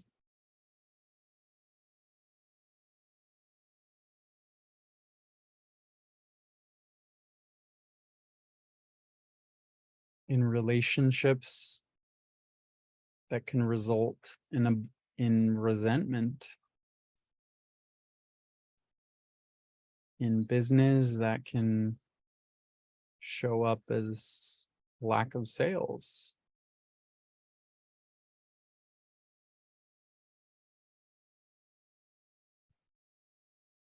And it's not that resentment or a lack of sales is something wrong. It's just that those things are showing you that something is off. If it was authentic to who you are, even if the same manifestation was there, it would feel different in your body. So just become aware of the quality of what's happening in your life. And again, it always goes back to Anatomy of Awakening. Just simply, what is the value of this? How is this providing me value? What value can I derive from this experience? And express that to yourself. Journal it, write it, speak it, tell others, whatever you need to do in order to complete the cycle, because unexpressed energy absolutely 100% will create disease.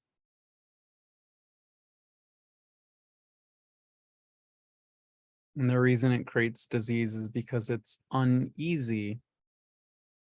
There's an unease to there's something that is unexpressed, and the reason it's unexpressed is because it's not easeful. But what makes it easeful 9 times out of the 10, uneaseful 9 times out of the 10, is the anticipation.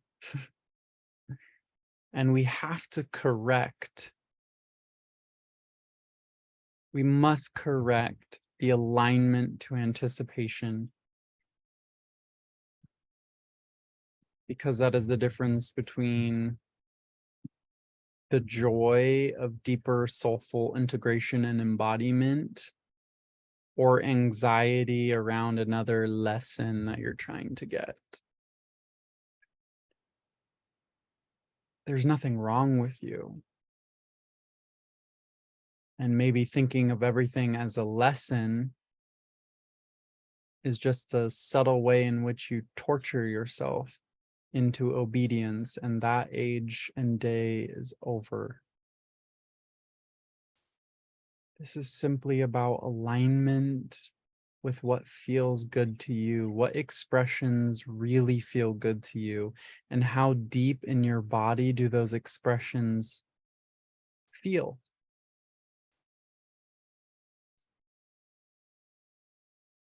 Next time one of those habits or patterns that you can't quit occur, where is it coming from in your body?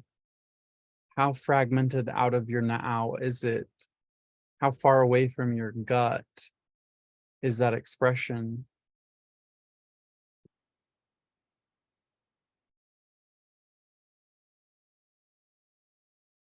This is all stuff that I've known, but through exceptional levels of trauma in the last couple of years, through different experiences, it's almost like I forgot it and I'm remembering.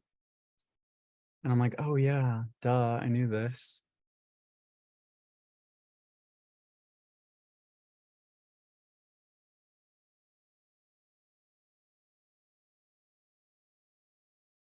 How deep in your body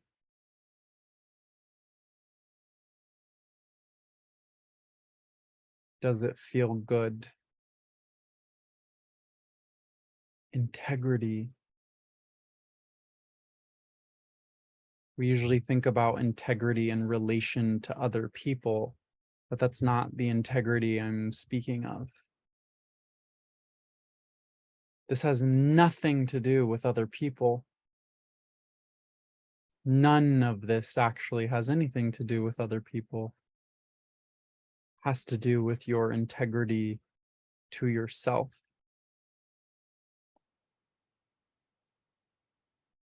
And this always shows up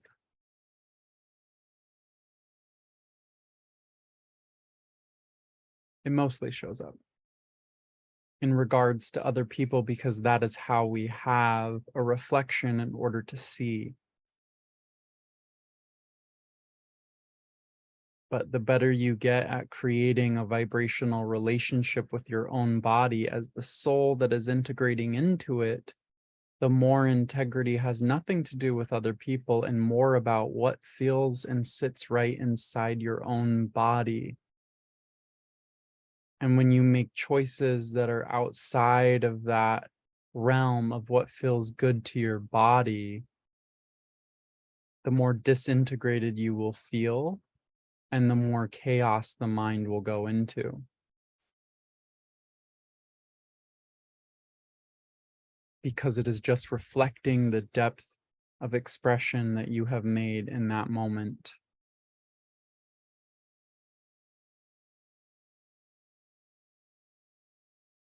We are getting to such a deep level of embodiment requirement on this planet.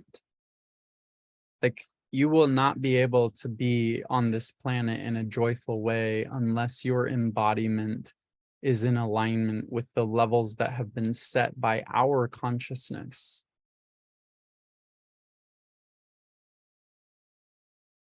Has nothing to do with whether your personality likes or dislikes something or wants it to be okay. How does your body feel?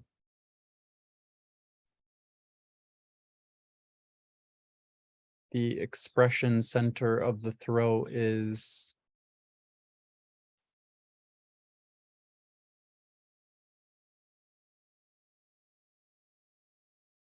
a devotee of the body.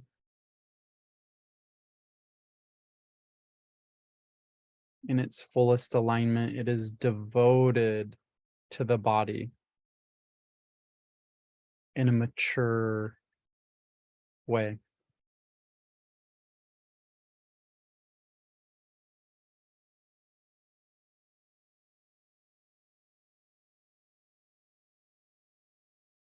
And in engaging with other people, oftentimes we make jokes to shift the energy so that we don't have to feel how out of alignment either our connection with someone else is, or how uncomfortable connecting with others feels, for whatever reason. And that doesn't mean something is wrong with you. It just means that there's an opportunity for integration of your soul. And that may mean changing with whom you interact or how you interact with others. You can try and push through in order to feel safe, but guarantee the things that you're doing in order to try and make yourself feel safe are counter to actually feeling safe. And all you have to do is slow down enough to respond from a different depth inside yourself.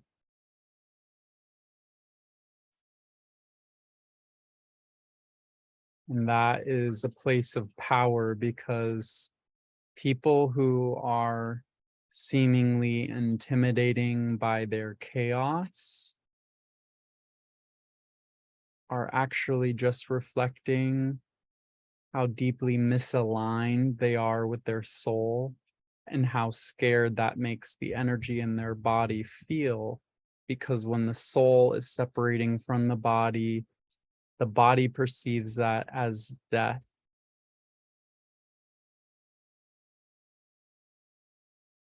And then people manifest diseases of death to either let that consciousness exit the game or to enter it even more deeply. And that is decided by your commitment to alignment to your soul.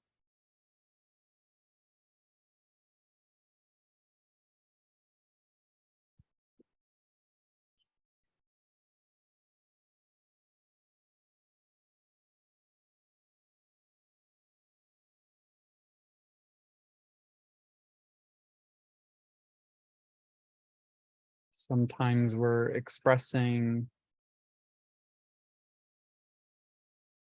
through gossip.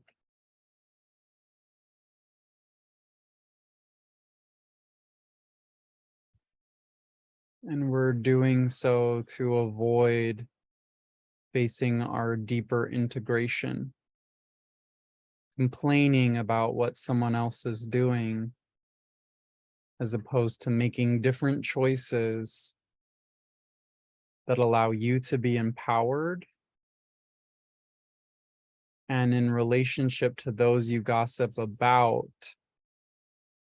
create authenticity of connection. Because something needs to change.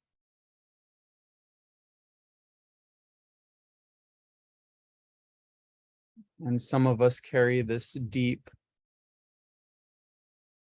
unsettled anxiety about needing others to change because we're afraid of rejection. But in truth, the deepest anxiety and the deepest rejection is when we reject the authenticity of our soul fully integrated and embodied in form.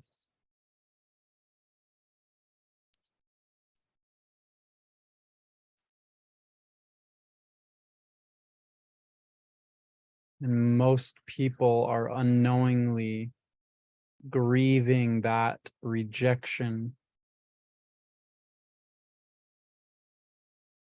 and failing at a soulful life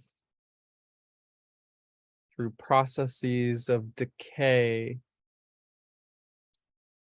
related to attempting to live, dictating our life through consensus reality. I have to do this to be happy. I have to pretend with this person in order to finagle a sort of connection or relationship with them because they're going to do this, that, or the other for me. It's all transactional and not relational. And if we want to live a fully turned on life, we have to be clear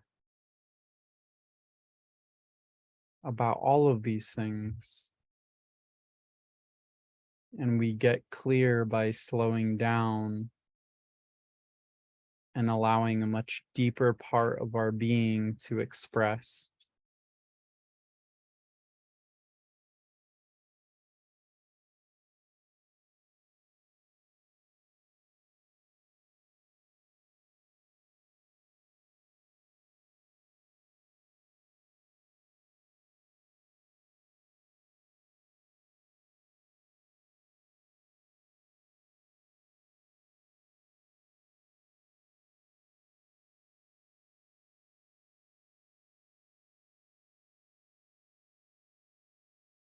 All you have to do is slow down. Slow down.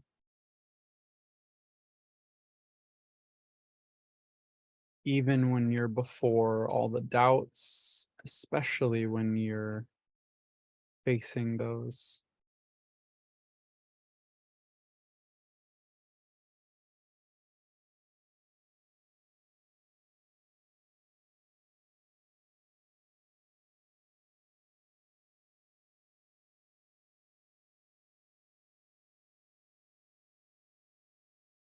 Just try stopping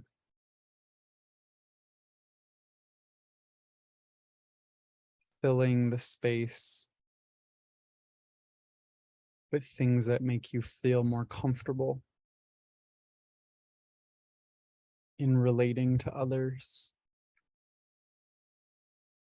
because this will help you face, see, witness, and resolve all the projections of what you think others may be thinking about you, which is simply what you think about yourself, which isn't a discount on your worthiness, but again, an opportunity to see beyond the subconscious patterning that runs your dialogue so that you can integrate the truth of who you are and fully express that in the deepest and most fulfilling way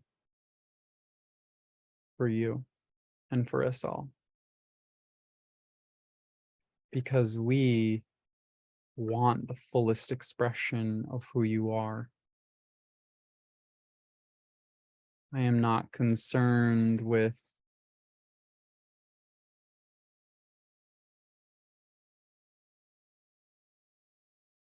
your perceptions of me.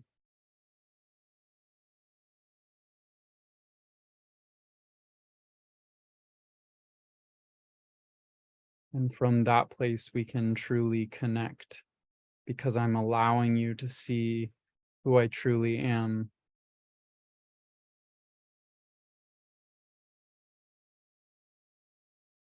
With nothing to protect.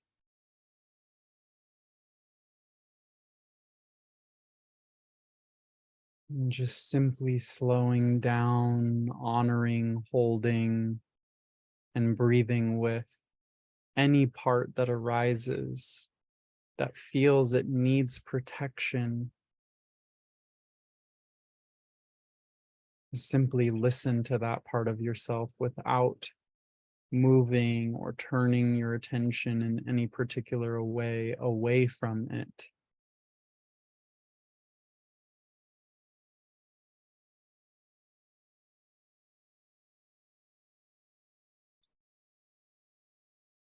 My friend who resolved their lung cancer in a week of just laying in bed and feeling every single thing that was under the surface, remanifesting their body as resolved of this issue by simply feeling all that was needing to be felt. What did they do? They listened. They were present. They filtered the unprocessed information still stuck in their body that had been there so long it had turned into something nearly unbearable to face. Life becomes more intense until it is resolved, because life is resolution. Resolution is life. And the culture of death that would have you avoid it, numb it, dispute it, negotiate with it, is not listening to the pain that is there. And all it needs is to be heard.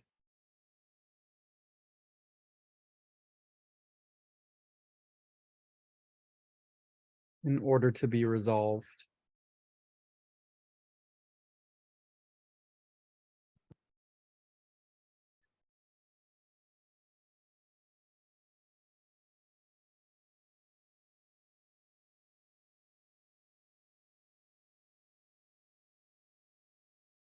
The structure of a prayer is simple.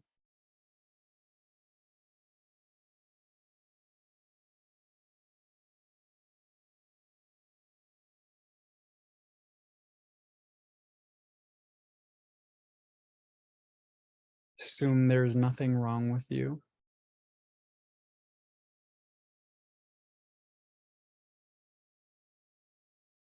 Assume there's nothing wrong with others.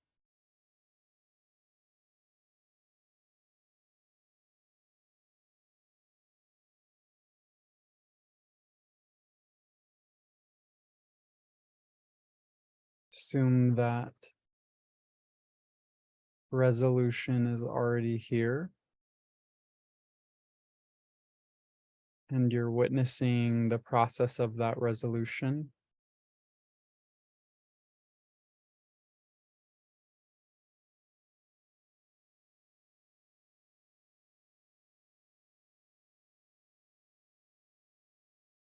And be willing to feel it all.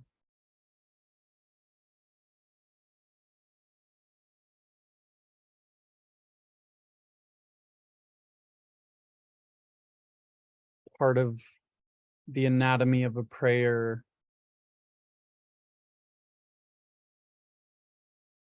is to fully get behind the initiation that you're in.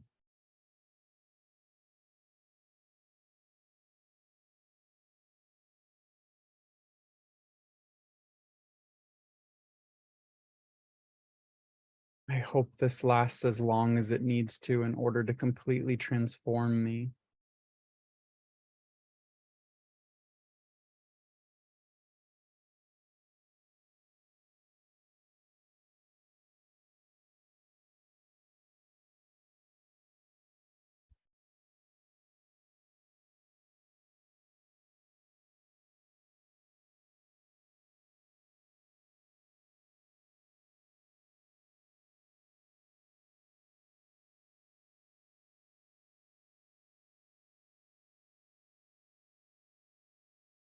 What do I need to change? What is ready to be changed? Show me how to change.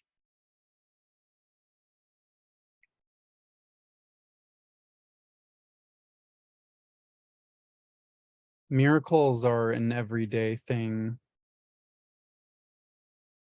In the future, it will simply just be an energetic science.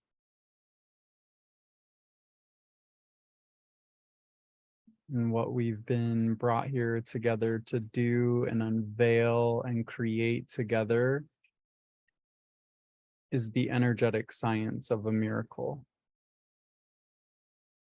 Because there is a structure, there is a formula, even though every scenario is different.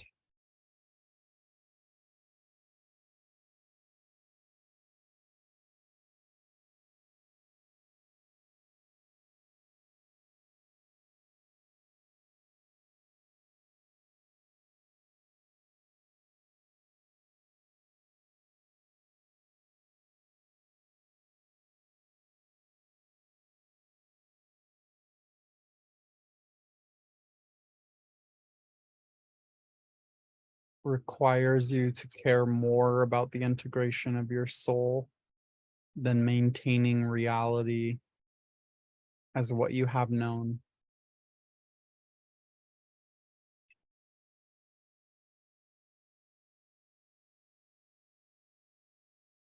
The new paradigm is no paradigm.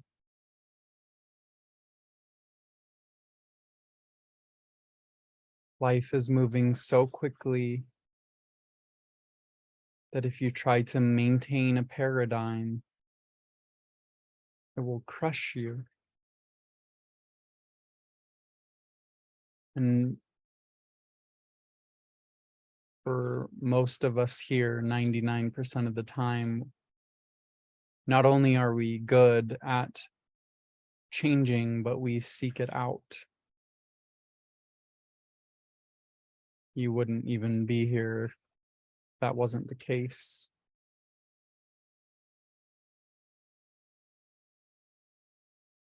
But that doesn't mean that some places even we get stuck in trying to maintain certain realities.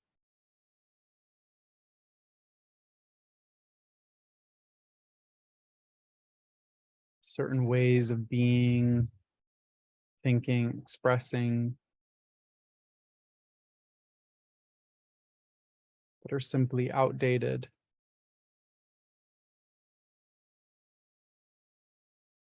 When you say incongruent and incompatible to who I am and who I am becoming, this is a part of coding the prayer in a way that acknowledges that who you are and who you are becoming are two similar but also different things. And who you are right now will be different from who you will be later. And who you are becoming is the process through which you move from one to the other. So all that is incongruent, incompatible to who you are right now, and the process through which you are moving from who you are now to who you will be later. The prayer is quantum. The process is linear. What we call a miracle is simply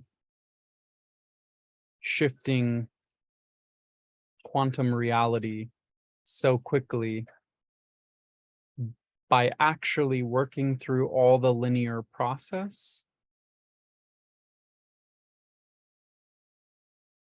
faster than would normally take if we actually just did the linear process.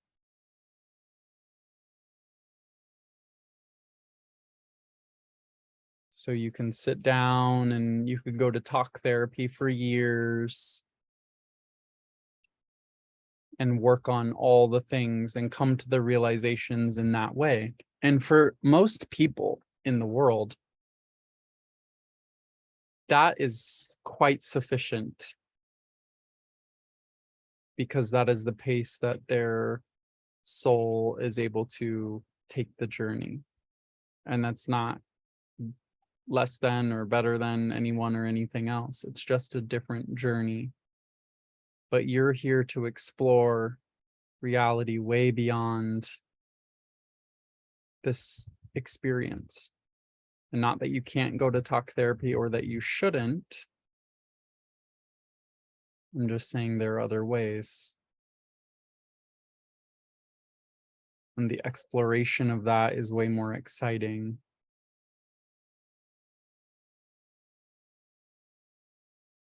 But typically the people who are going to talk therapy aren't going to be so radically willing to change anything.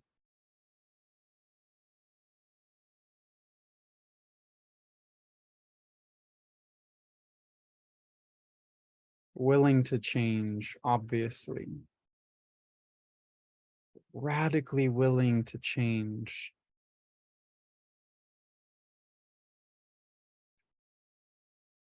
When you're in the path of lightning, which is this rapid acceleration of evolution, it requires you to change absolutely anything at any moment. And the more willing you are to do that, the more quickly you will move through the integration and embodiment of your soul. And again, the number one foundation for that to occur is to depersonalize it. Because you are a soul that is already completely resolved of all that you are experiencing in this linear process called life.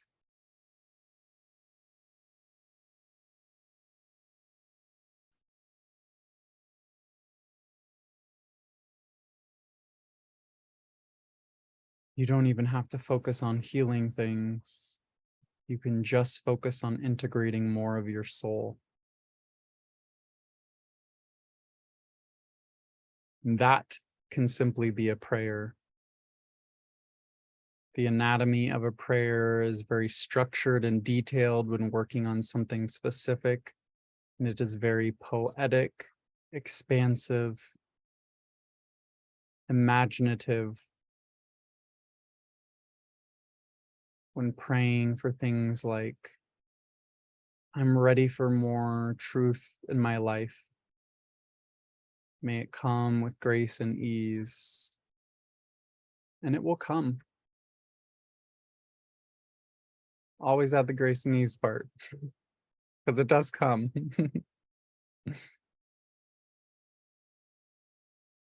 I'm ready for more intimacy and connection in my life. I'm ready for more peace. I'm ready to express from deeper layers and levels of my soul's integration and embodiment. Show me.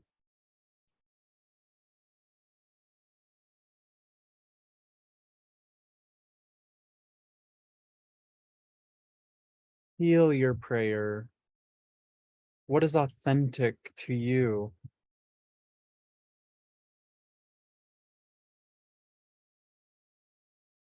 You can say the words, but that's not what manifests these prayers.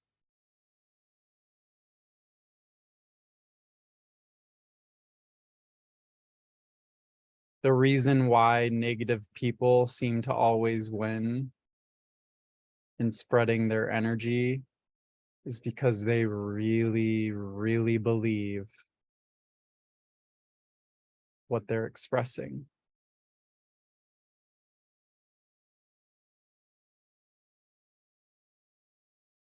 So can you really, really believe in the desire for more truth soul integration, peace, integrity, whatever it is.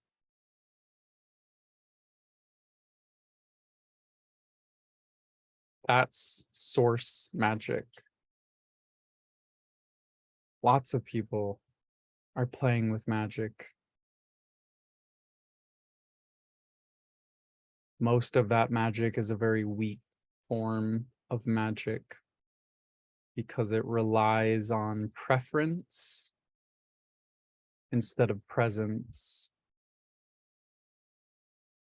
Source magic is deep presence, calling, activating, and taking action on more of itself into form.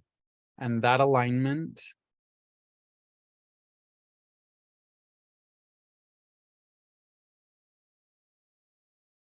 is something that I'm endlessly devoted to in this lifetime.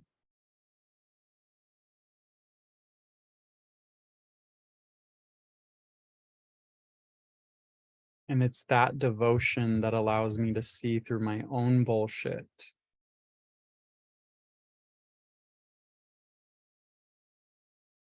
That allows me to see where I'm not fully in my deepest integrity. But you have to understand, in order to move, you have to depersonalize it. Otherwise, you will shame yourself into just making more of the same choices. Your integrity will always deepen because your soul is always deepening. The truth of you will always deepen because the soul that you are is always deepening. So don't feel overwhelmed by that there's always more, because that is just simply playing more into the victim inversion of the value and virtue and the victory that you came here to play and experience.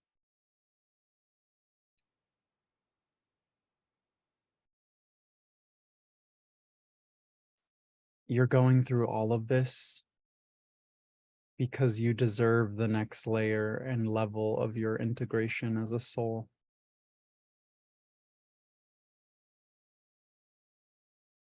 It's unfucking comfortable on purpose.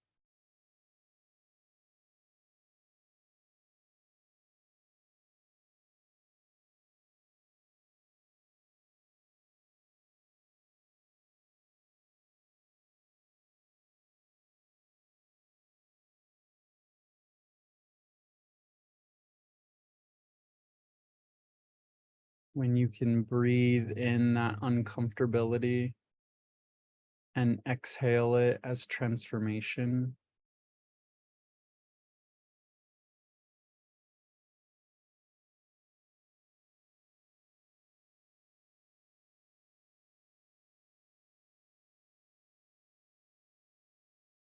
there's nothing that can really hurt you.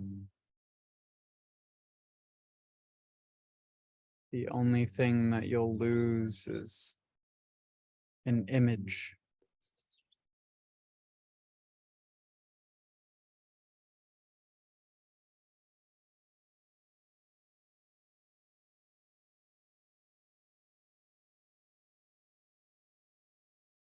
And it's the imageless resolution that is your soul that comes into the body that resolves all false images.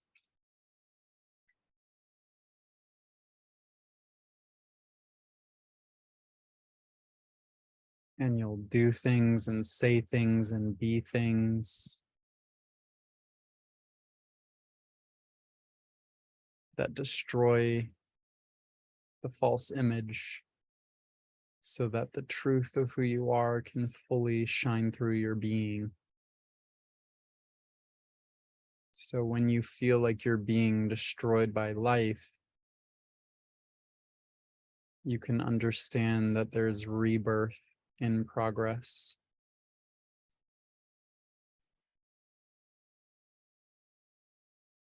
And how can you be in alignment with that initiation process? Asking what is required. Maybe it's more compassion.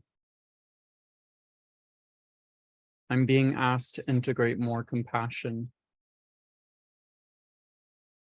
I'm ready to receive more compassion with grace, ease, and mercy to the physical and all things affecting the physical to the ethereal. I release all that is here to teach me compassion. I release it from the obligation of continuing to teach me this. I ask that source download me according to my direct connection. Compassion from the highest perspective. And it is commanded and requested that all ideas, beliefs, conclusions, understandings, perspectives, and perceptions, identities and attachments, incongruent and incompatible to who I am and who I am becoming, related or associated to being uncompassionate, anywhere and everywhere where I have not fully integrated and received compassion for myself,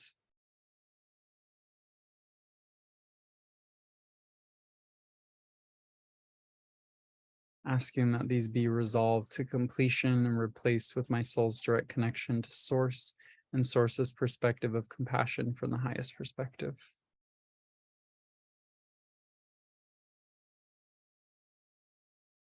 That kind of prayer, when you're fully aware, either just because you're aware or through asking yourself what you need to become aware of in order to integrate in this life experience right now.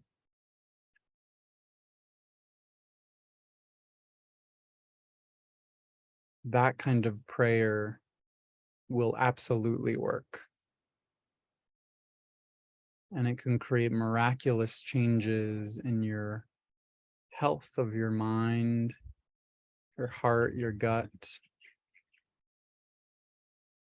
These ripple out into your body, into your cells, everything that you're saying about yourself, anything that you believe in which you think, any thinking that you're engaged in, meaning thinking is happening. Are you engaged with those thoughts? Or are you pruning the seeds that you don't want to grow?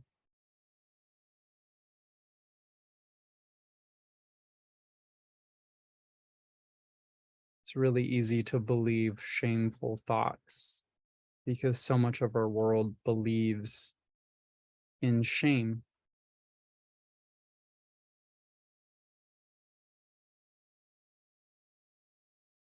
Zoom out. Am I in agreement with what this says?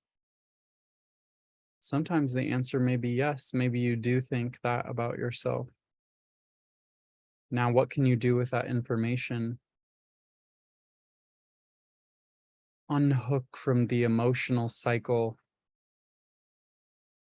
and take the next step forward, not from the logical self necessarily, but from the spiritual self, from your soul, and just make the next best step that your soul requires for integration and embodiment. And you will be asked to do things that you do not want to do. But if it is coming from your soul,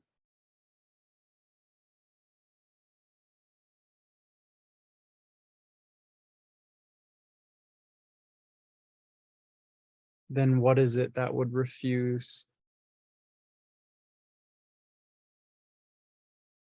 Life gets exciting through the integrations and initiations. When you truly understand, when you understand this process, you don't have to be afraid of any disease. because it's just initiation knocking on your door, saying, I'm here with the next level of your soul. Dia-gnosis, through the knowledge of spiritual mysteries.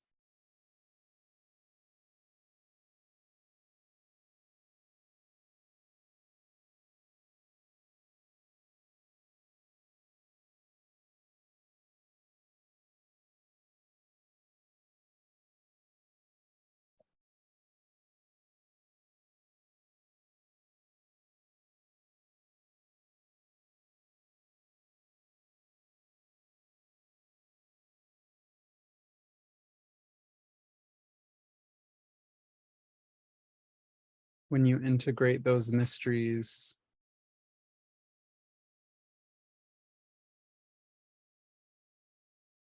that's when you become a mystic.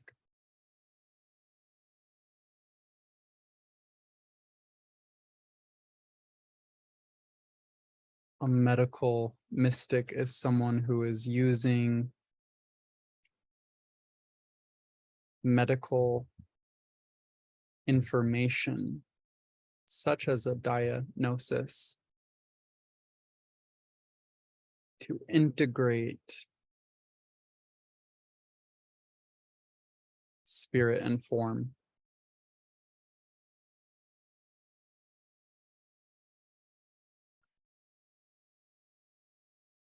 And through all of these transmissions, you are becoming at least aware of medical mysticism. But this is the mysticism of all aspects of life. Every aspect of your life can be used in a mystical way or a victim way. And the victim only leads and feeds into the eventual mystical integration of your soul and form.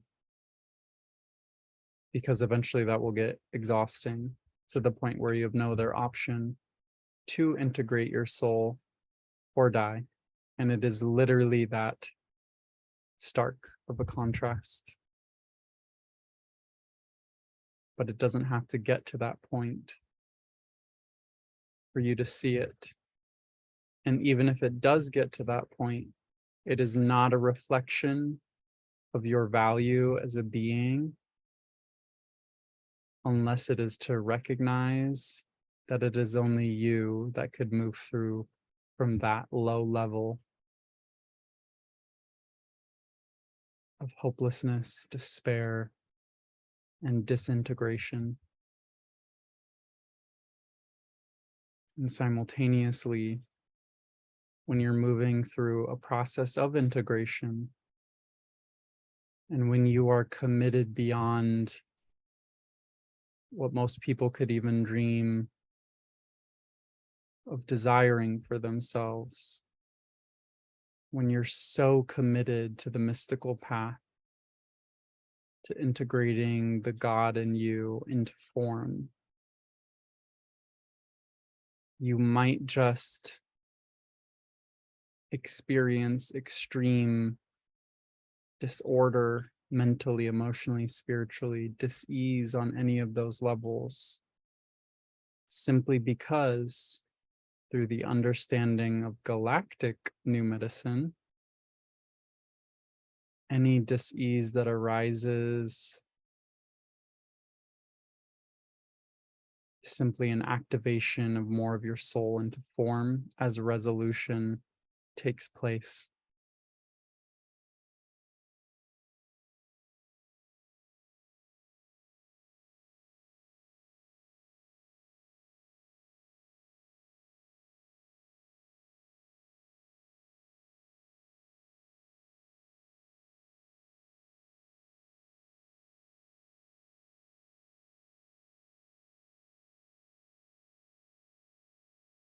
Fill your heart with gratitude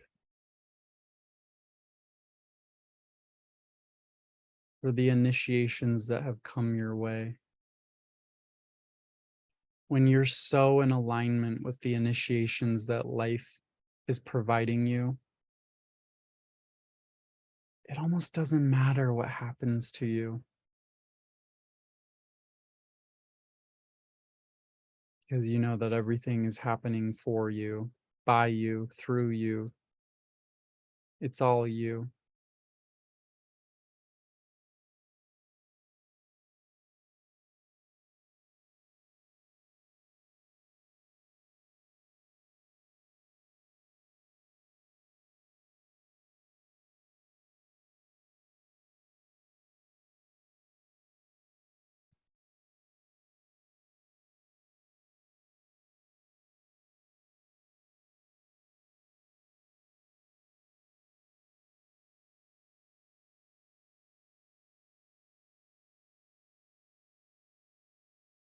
Grace, ease, and mercy to the physical, and all things affecting the physical to the ethereal, in all layers and levels, known or unknown, discovered or undiscovered. This aspect important because some of us like to learn the hard way because we have beliefs that it needs to be hard for us to really get it.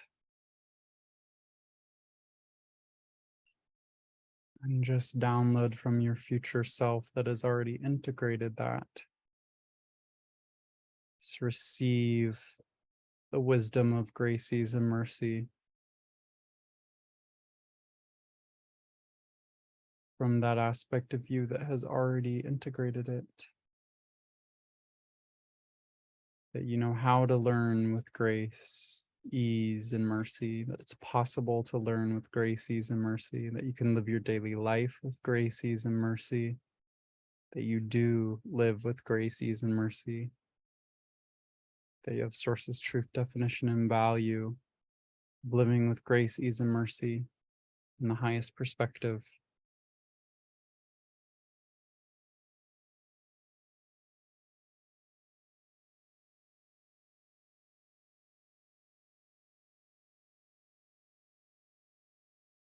On all layers and levels of being, known or unknown, discovered or undiscovered.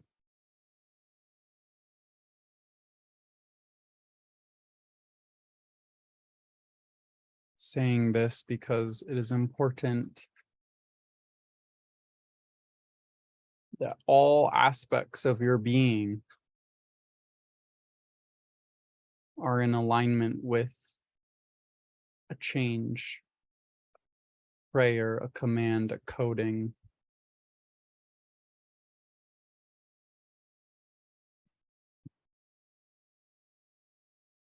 May this be integrated perfectly throughout all bodies.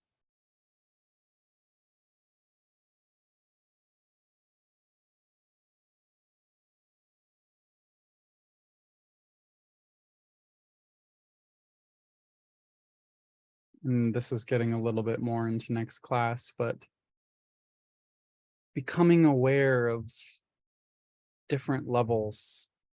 A lot of the times, the hardest thing for people to integrate is the mental. And sometimes you'll hear me saying, especially the mental or the astral, it's because I'm feeling and seeing these different layers and I'm looking for a particular alignment. And sometimes there will be an alignment where all the energy is straight up and down through their central channel, their spine. And then like the mental body is just slightly out of place. And you're like cosmic chiropractor, just bringing those things into alignment.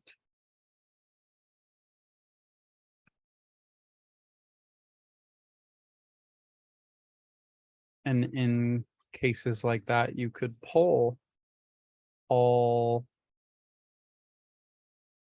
beliefs, ideas, understandings, perspectives, perceptions, identities, attachments, overlays, related or associated,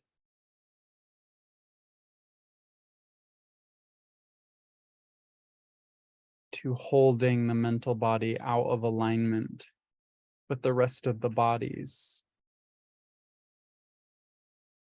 The mental body is holding all of these things that we've collected from consensus reality that are incongruent, incompatible with our fullest alignment. And that is why the mental body is one of those that typically has a much harder time of integrating changes, because it's fighting mentally with these things that it has absorbed. So that is also why when praying, coding something, I look for whatever the root is, and then I also pull all ideas, beliefs, conclusions, understandings, perspectives, perceptions, identities, attachments, and overlays related or associated to that root, absorbed from any source, learned, whatever it is. You don't need to say all that, but that this is what you're thinking, what you're knowing that you're speaking as you're doing that. And pulling that from the root as well, because you can pull a belief, witness, source doing that. And again, this is something that's more into next class already, but witnessing those changes being made and pulling that root. But if you don't pull all the things related or associated to it, then it's like there's all these other pathways that pattern can be reinitiated. So the reason why it's like so ridiculously long, some of these clearings that we're doing, is because I am going through as much as possible anything that I can think of that comes to me about how all these different things can be related, because you can instantaneously heal an infection if you get to the root of what is there. And this is just practice. Sometimes it's as easy as me asking, what is the root of this? And I hear one word, and then I dig into that word and I go all throughout all possible ways in which that has created this issue in wherever it is that I'm working with.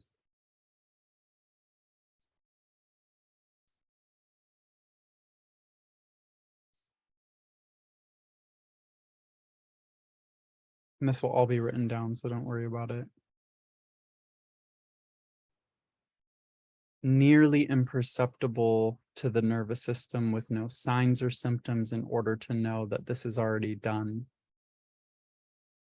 It's kind of similar to the grace, ease, and mercy, but nearly imperceptible, because when you're changing lots of stuff, we'll just call it, the nervous system it has to process all of that information. And what I realized is, through lots of different things coming up for myself and clients after these big clearings and initiations, that it was like having all of this stuff that was happening, for them in the resolution process. And I'm like, is there any way that we can do this without all of that? Nearly imperceptible. Because I say nearly imperceptible because witnessing consciously changes that are occurring is really powerful to the integration. So nearly imperceptible means I'm still perceiving the changes, but it's nearly imperceptible. I don't need to experience them as these wild fluctuations, which they used to be when I was working with people. And what I realized is I had to understand that I needed those wild things to happen to just confirm and validate that I was doing something right. But that was actually limiting the capacity of what I could bring through, because miracles don't give a fuck about your validation. They just show up.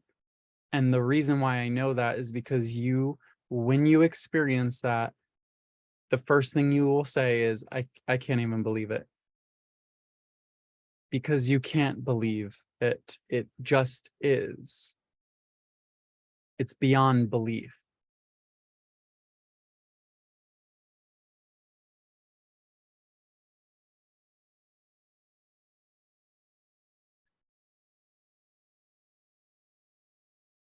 So if you were coding your prayer to inform consciousness that it doesn't need to be ridiculous, the degree, the potency, the possibility of the zone of miraculous that you're aiming this prayer arrow for becomes even more expansive, because now you're it's not the words that you say, it's where you're coming from internally that allows this to be so important. Because there's not like magical words. You are the magic, you are the words. When those are in alignment with the deepest aspect of your being, and your intention, your orientation towards life is to bring more of that deepest alignment and integrity to who you are into being, then there's literally nothing that can't be done.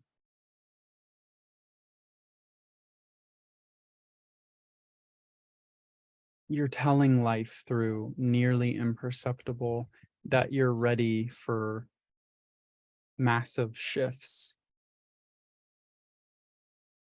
And so massive, in fact, that you don't need things to be massive in order to know that they've shifted. With no signs or symptoms. It's just clarifying again. I don't need to have detoxification or big emotional releases, although both of those probably will still happen.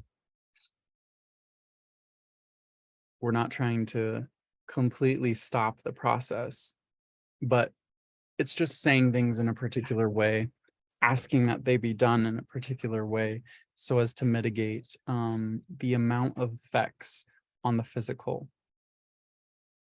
Because again, remember, toxins are quantumly entangled to thoughts, ideas, beliefs, feelings. So when you're detoxing those, you're going to detox the toxin. When you detox the toxin, you're going to detox those. So there are ways that we can minimize that effect. And one of those is adding to your prayer, especially if you're working with something like physical dis-ease sort of thing. And may this be detoxed outside of the body's natural detoxification pathways with no signs or symptoms in order to know that this is already done.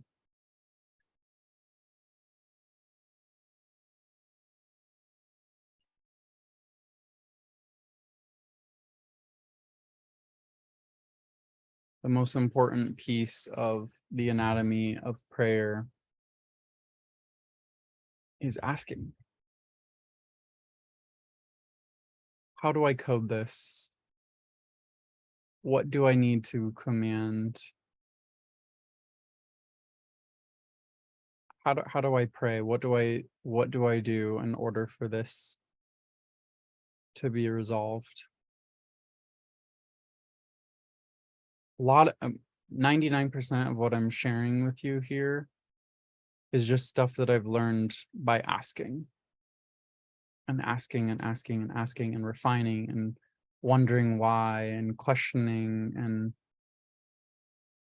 thank God for my parents, because they stopped parenting me at about 13, and they told me, you just make your own decisions and question all authority, including our own. And we're just going to ask you questions, and then you can decide for yourself. So I think that orientation definitely helps. But just try that on. Question all authority, including our own. Like, that's such a powerful thing, because again, this obedience to purity culture, this top-down patriarchy, it's already dead. We're just learning to come back into sovereignty within self, autonomy, authority, the authorship of our own lives.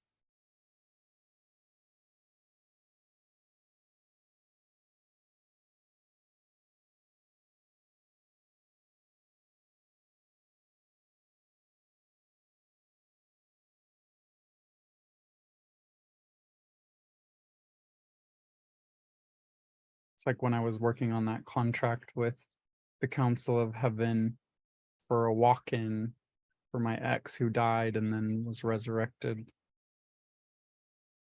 Story for another time.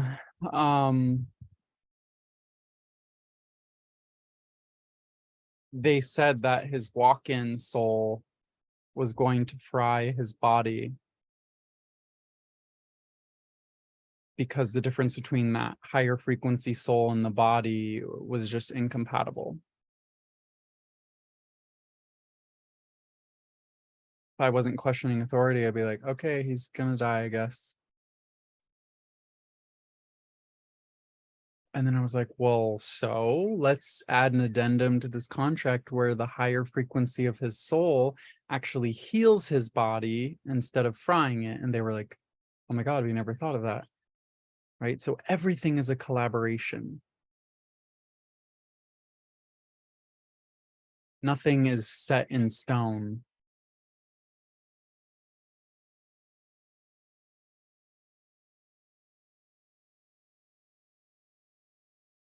Because we're at a place where we're creating beyond anything that has ever been done before.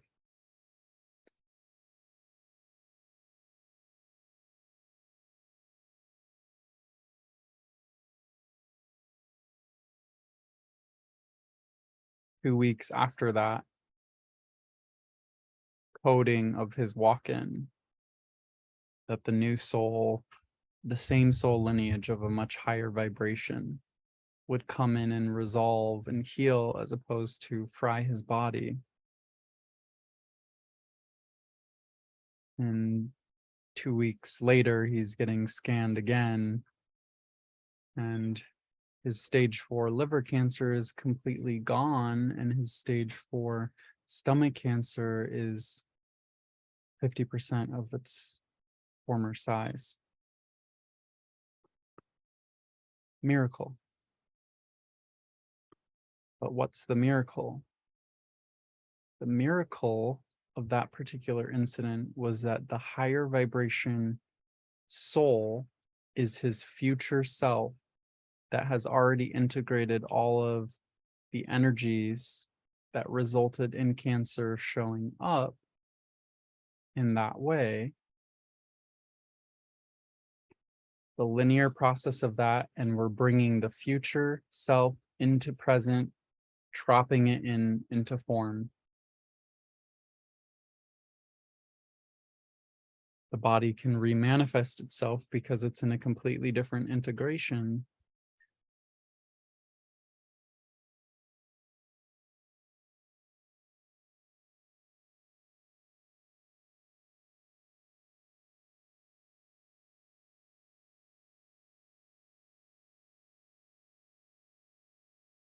But it took questioning what I was being told to make that happen.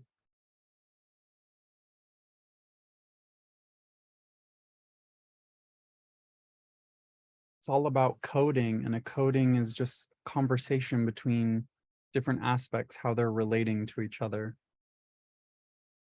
When you're willing to change the relationship between anything, anything can change.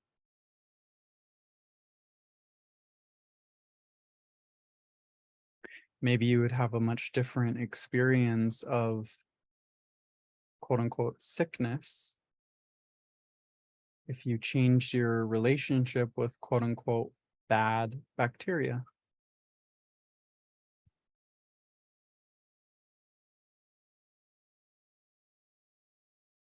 I've come into such a reverence for the micro that I actually feel sad if I really say bad bacteria, because I feel that consciousness of the bacteria that I am going unacknowledged.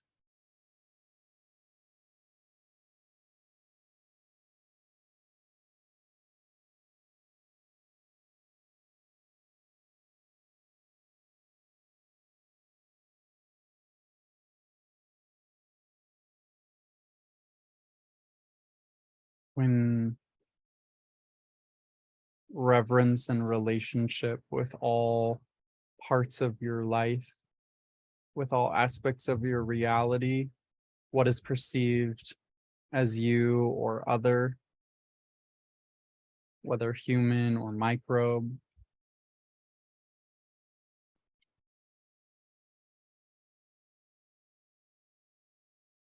when you're seeking only to better that,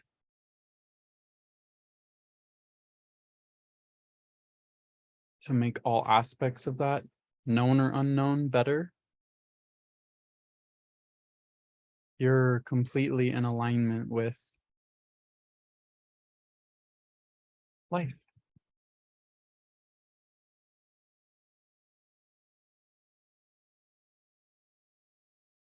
Life sees you then as an integrated and embodied resolver.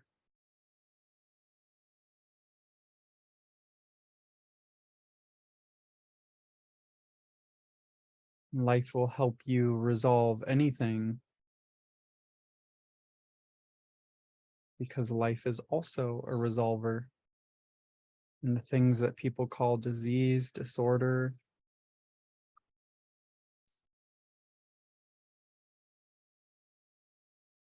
even trauma, the emotions we don't like feeling, all of these things are being utilized by life that doesn't have preference to create the resolution between body and soul. And that is why integration and embodiment of your soul can heal anything.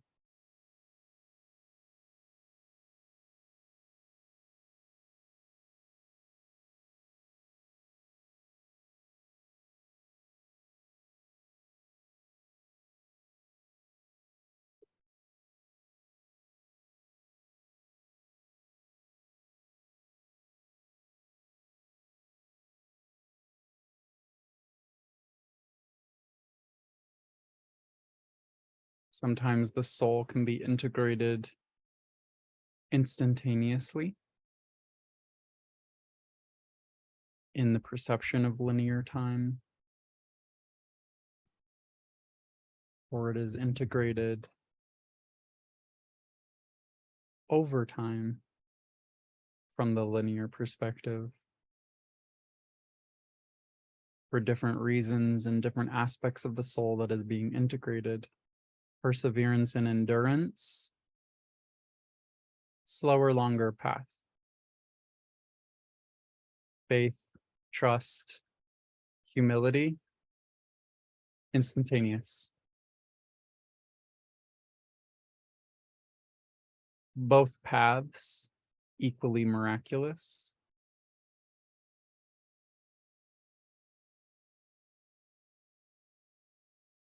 One of them is highly preferred.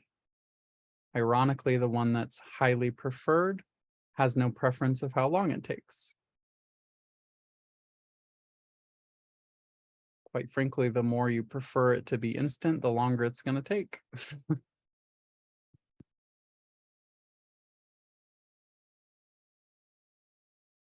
Life is always working in these paradoxes.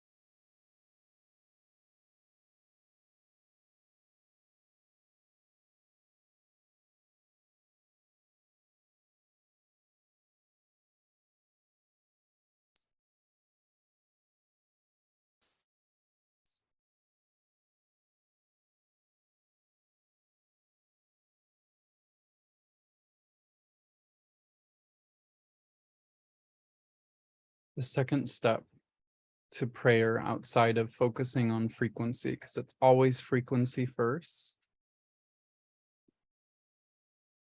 Frequency is referring to all of those ideas, beliefs, understandings, perspectives, perceptions. They have a frequency to them. How in alignment to your soul or not they may be determines quality of the frequency. The second part is very simple, and this can be uniform. It doesn't have to change from what I say. Everything else you can mutate into what makes sense for you. And honestly, it's just as powerful anyway, but as far as coming into your own inner alignment, again, everything I do is always through your direct connection to source, because I watch all kinds of people resource other people instead of connecting to source. And that's definitely not what we want. We want people connecting to their own connection. So mutating those words in ways that make sense with that intention, understanding, with grace, ease, and mercy. Like, I'm sure there's another way that you can formulate that. But the intention of that, however you want to form it. But this is a simple prayer that's amazing, and it works. I love giving this prayer to people, and then they use it, and then they tell me all kinds of wild stories.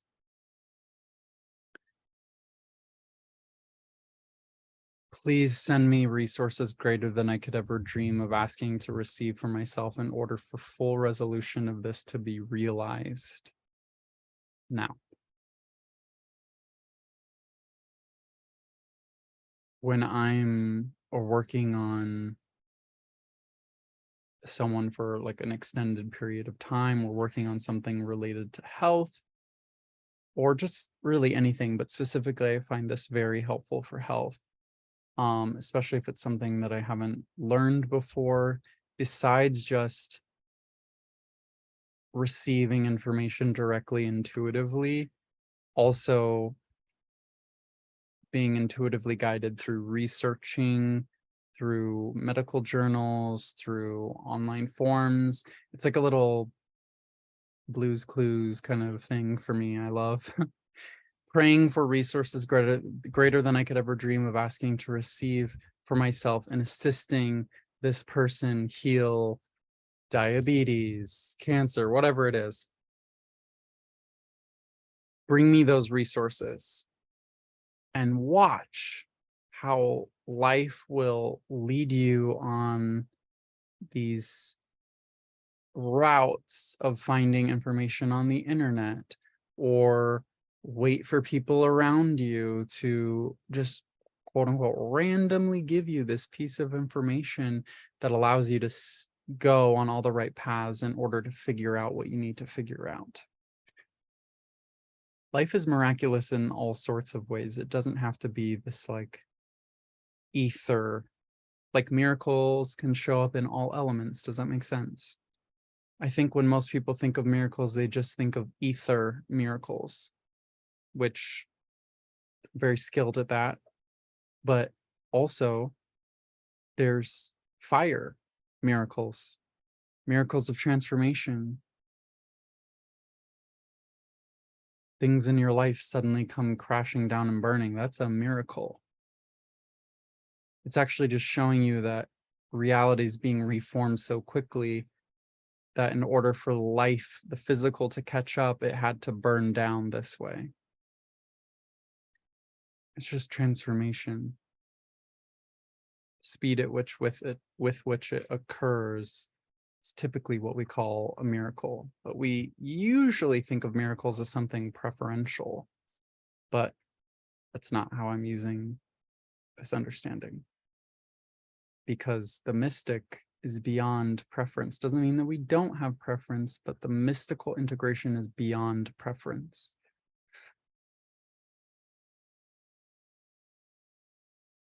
So miracles can show up in that way. They can even be slower, which would be something like the earth element. Your microbiome being destroyed by antibiotics and you consciously choosing to eat foods and do things in order to support that system in recovery is a miracle of your devotion. And devotion is steadfast, long, committed transformation. That is a different type of miracle. So expand your mind into all avenues of how miracles can manifest themselves. And don't get lost in things happening in one particular way. And if they aren't happening in a particular way, and I specifically am referring to like etheric miracles, it's probably because something else needs to be integrated in one of the other elements. Are you trying to use etheric miracles to avoid the earthly things that need to be integrated on a daily basis? When things get really, really integrated, all of these elements start to blur. Not that there isn't distinctions, but it's almost like ether is fire, fire is earth, earth is metal. All of these things are melding together.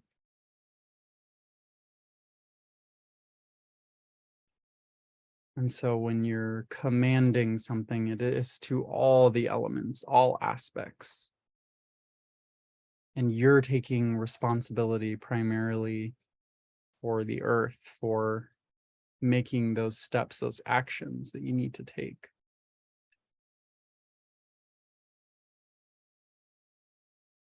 So praying for resources and greater than you could ever dream of asking to receive for yourself.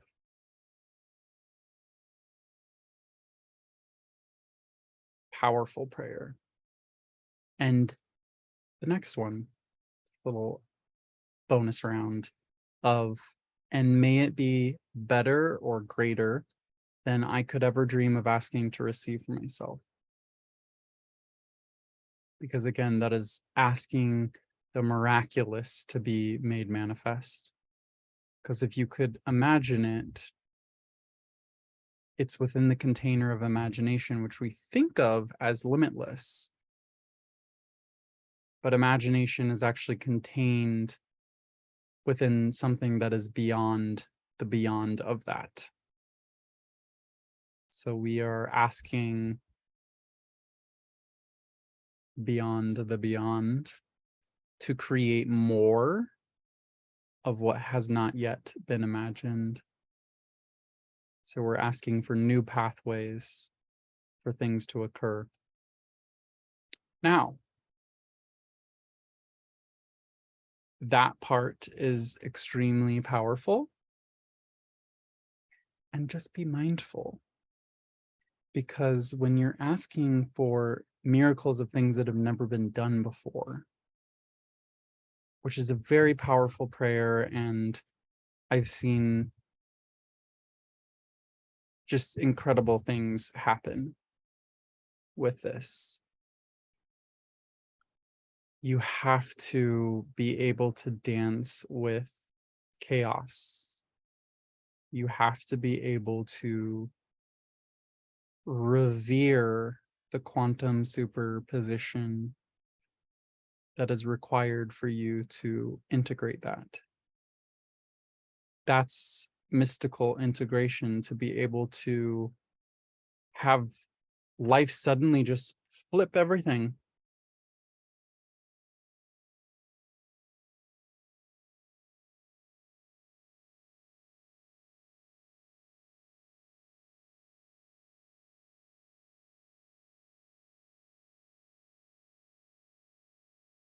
For example, I was just getting really comfortable in Maui, really adjusting myself to living in the jungle.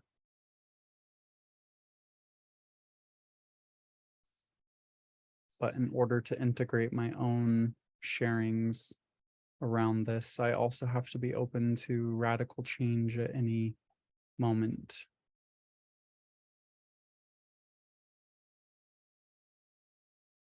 And in the communications that I've been having with the jungle around me, I'm very connected to plants these days.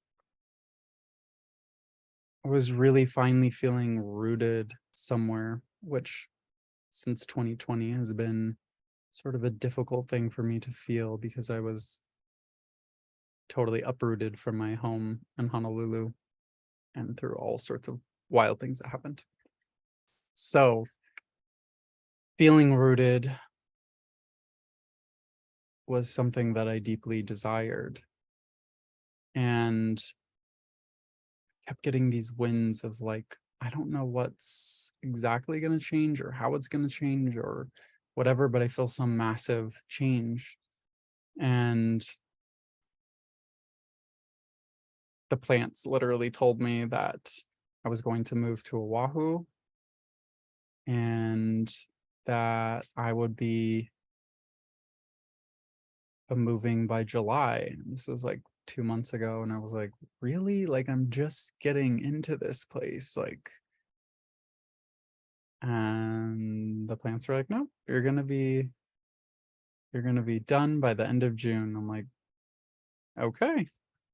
And having no idea how this is going to happen, like, didn't really want it to happen, because I was so, feeling rooted. And I remember waking up one morning, like a week and a half ago or so, and I just heard the whisper of the plant saying, you're not being uprooted, you're being replanted. And it just felt this like peace over my body. So the chaos of sudden change and uprooting everything has resulted in this miraculous reintegration that's just about to occur back into my old, quote unquote, old life that I was living in Honolulu. That was like peak enjoyment of my life. But now I'm going back, having gained and learned and experienced all that has come to me through the last few years, and getting to share in community from a place where I have even more to contribute.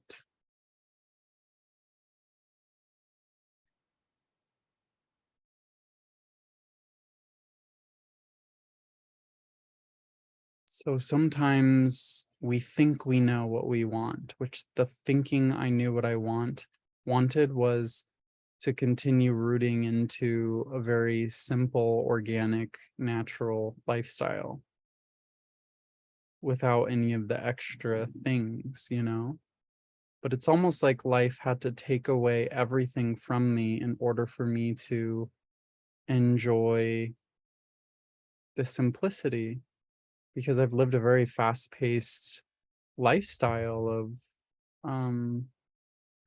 just a lot of experience at a very short period of time with, I love living that bougie lifestyle of, just all the trappings of like, an urban life.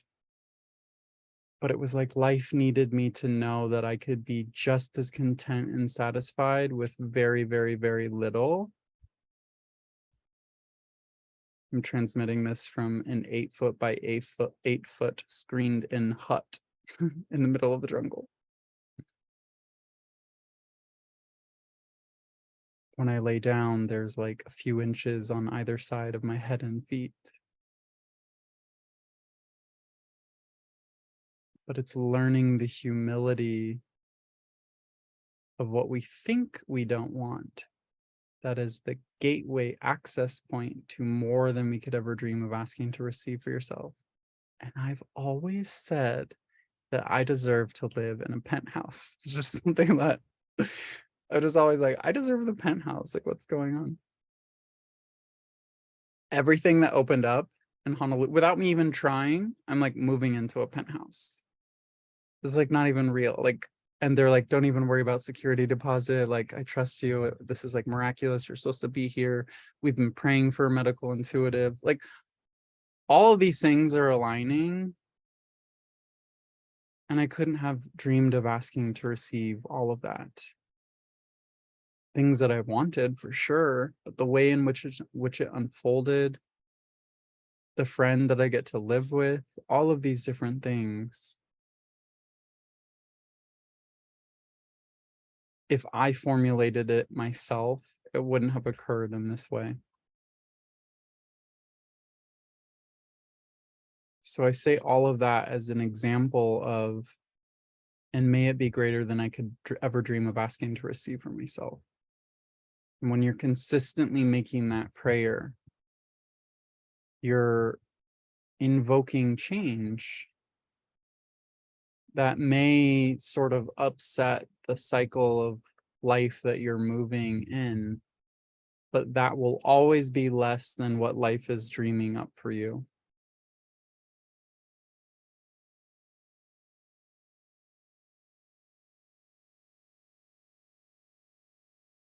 So allow yourself to be blessed beyond what you could ask for yourself, and let life love you, especially when it doesn't feel good.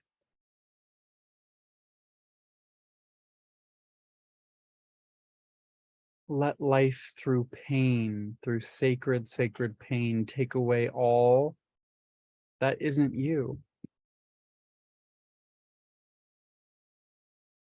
Express the things that you need to express that you have refused to express up until this point out of fear of what?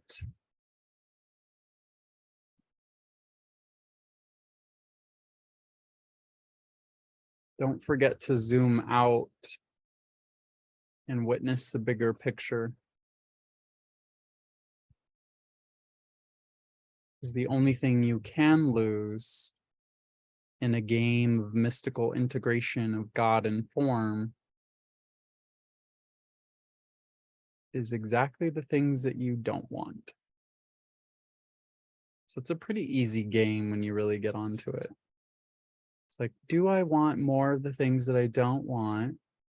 Or do I want to face all the things that I think I don't want that feel painful to the identity of what is less than who I truly am, so that I can integrate all that I am into form?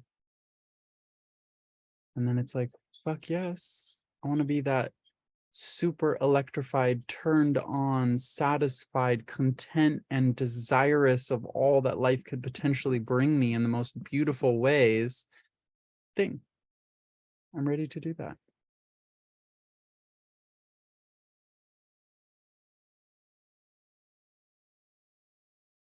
So make your prayers and take lots of minerals. It's the summary of the day.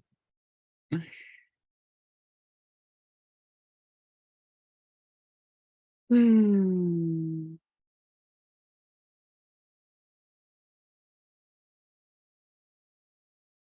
You would please type any questions in the box, chat box, if you have any questions.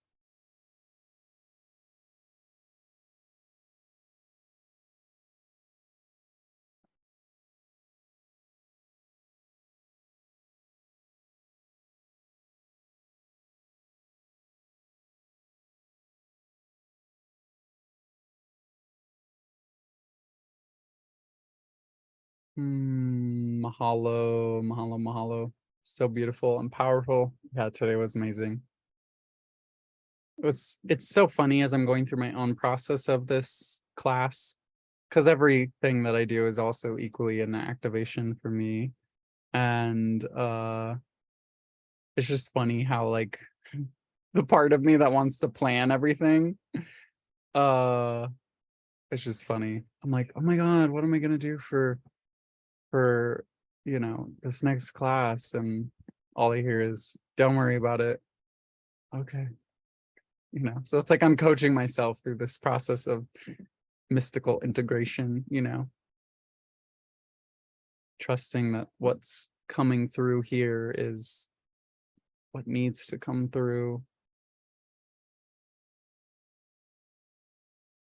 Again, it's a great example of wishing for more than we could ever dream of asking to receive for ourselves. It's like if I had planned everything that I said today, it would like literally would not have been this good. So let yourself in on the secret of flowing with what is greater than you could ever dream. Trust me, your soul knew what it was getting into when it came down here, but it didn't really know like the degree of what it's like, because this is greater than what we could ever dream of asking to receive for ourselves, pointing up as if it's like to heaven. It's greater than we could ever dream. This. So it's understanding that this is the miracle. I am the miracle.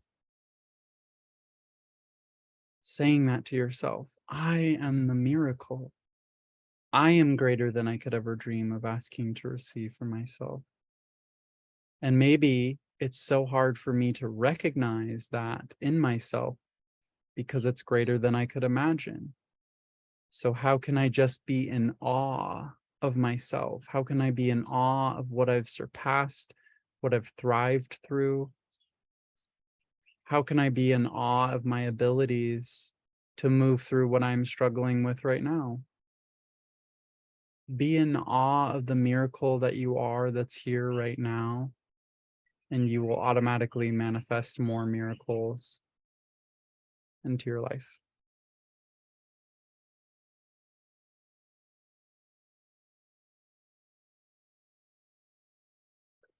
Someone writes, I haven't gotten through a single session without falling asleep. I definitely need to re-listen to this one. Sleeping is really good. And I'm glad this is coming up because sleeping through the transmission is really helpful for the subconscious integration. And if you'd like to listen again, and this is actually the goal in orthobionomy as well, is to get the body to be fully conscious and basically asleep simultaneously.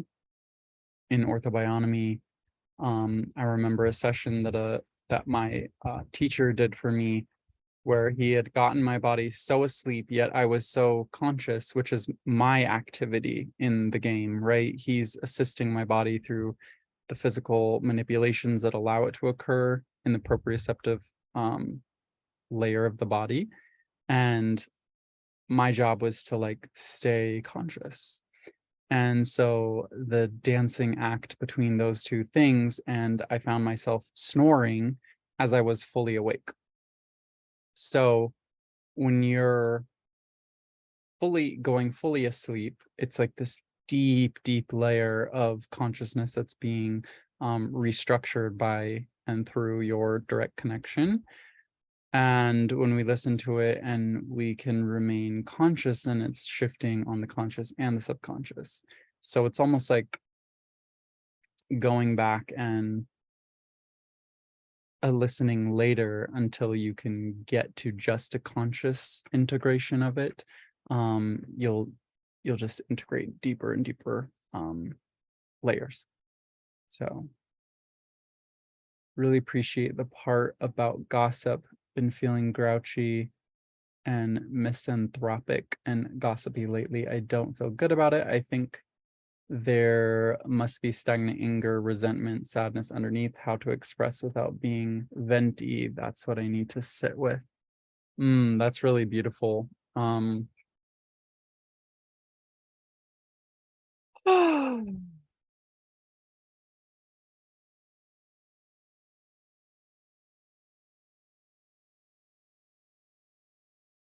Yeah, I think in part it's allowing ourselves to trust ourselves that we have situations.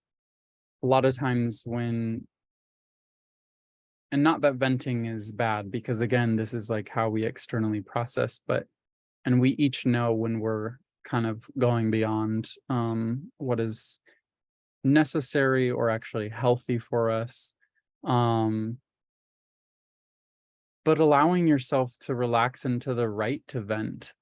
In my experience, I've often felt that I was held to this standard of like perfection, and like especially when I started which is very young, but like assisting people through like spiritual processes like this.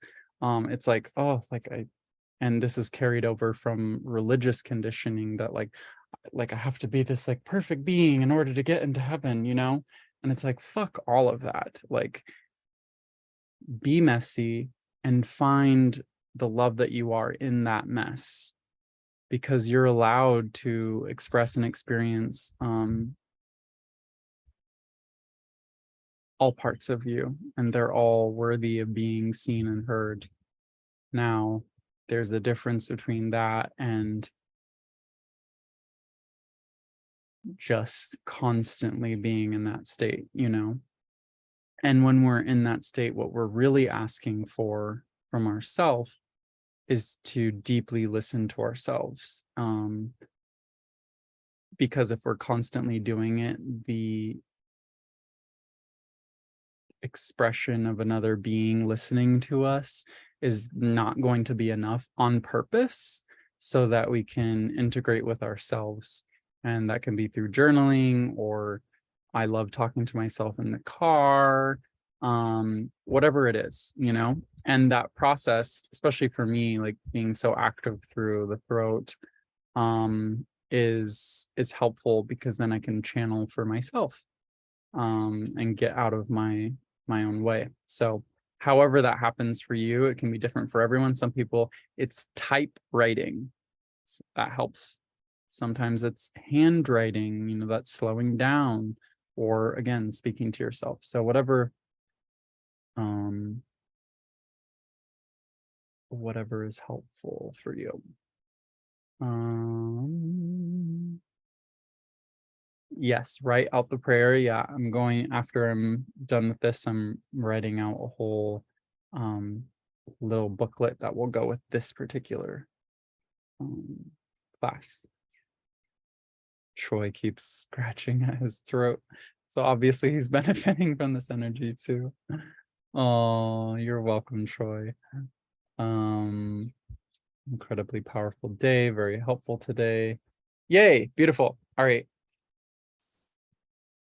Anything else? I'll give you amazing session. Love you guys so much. Aloha, aloha ma.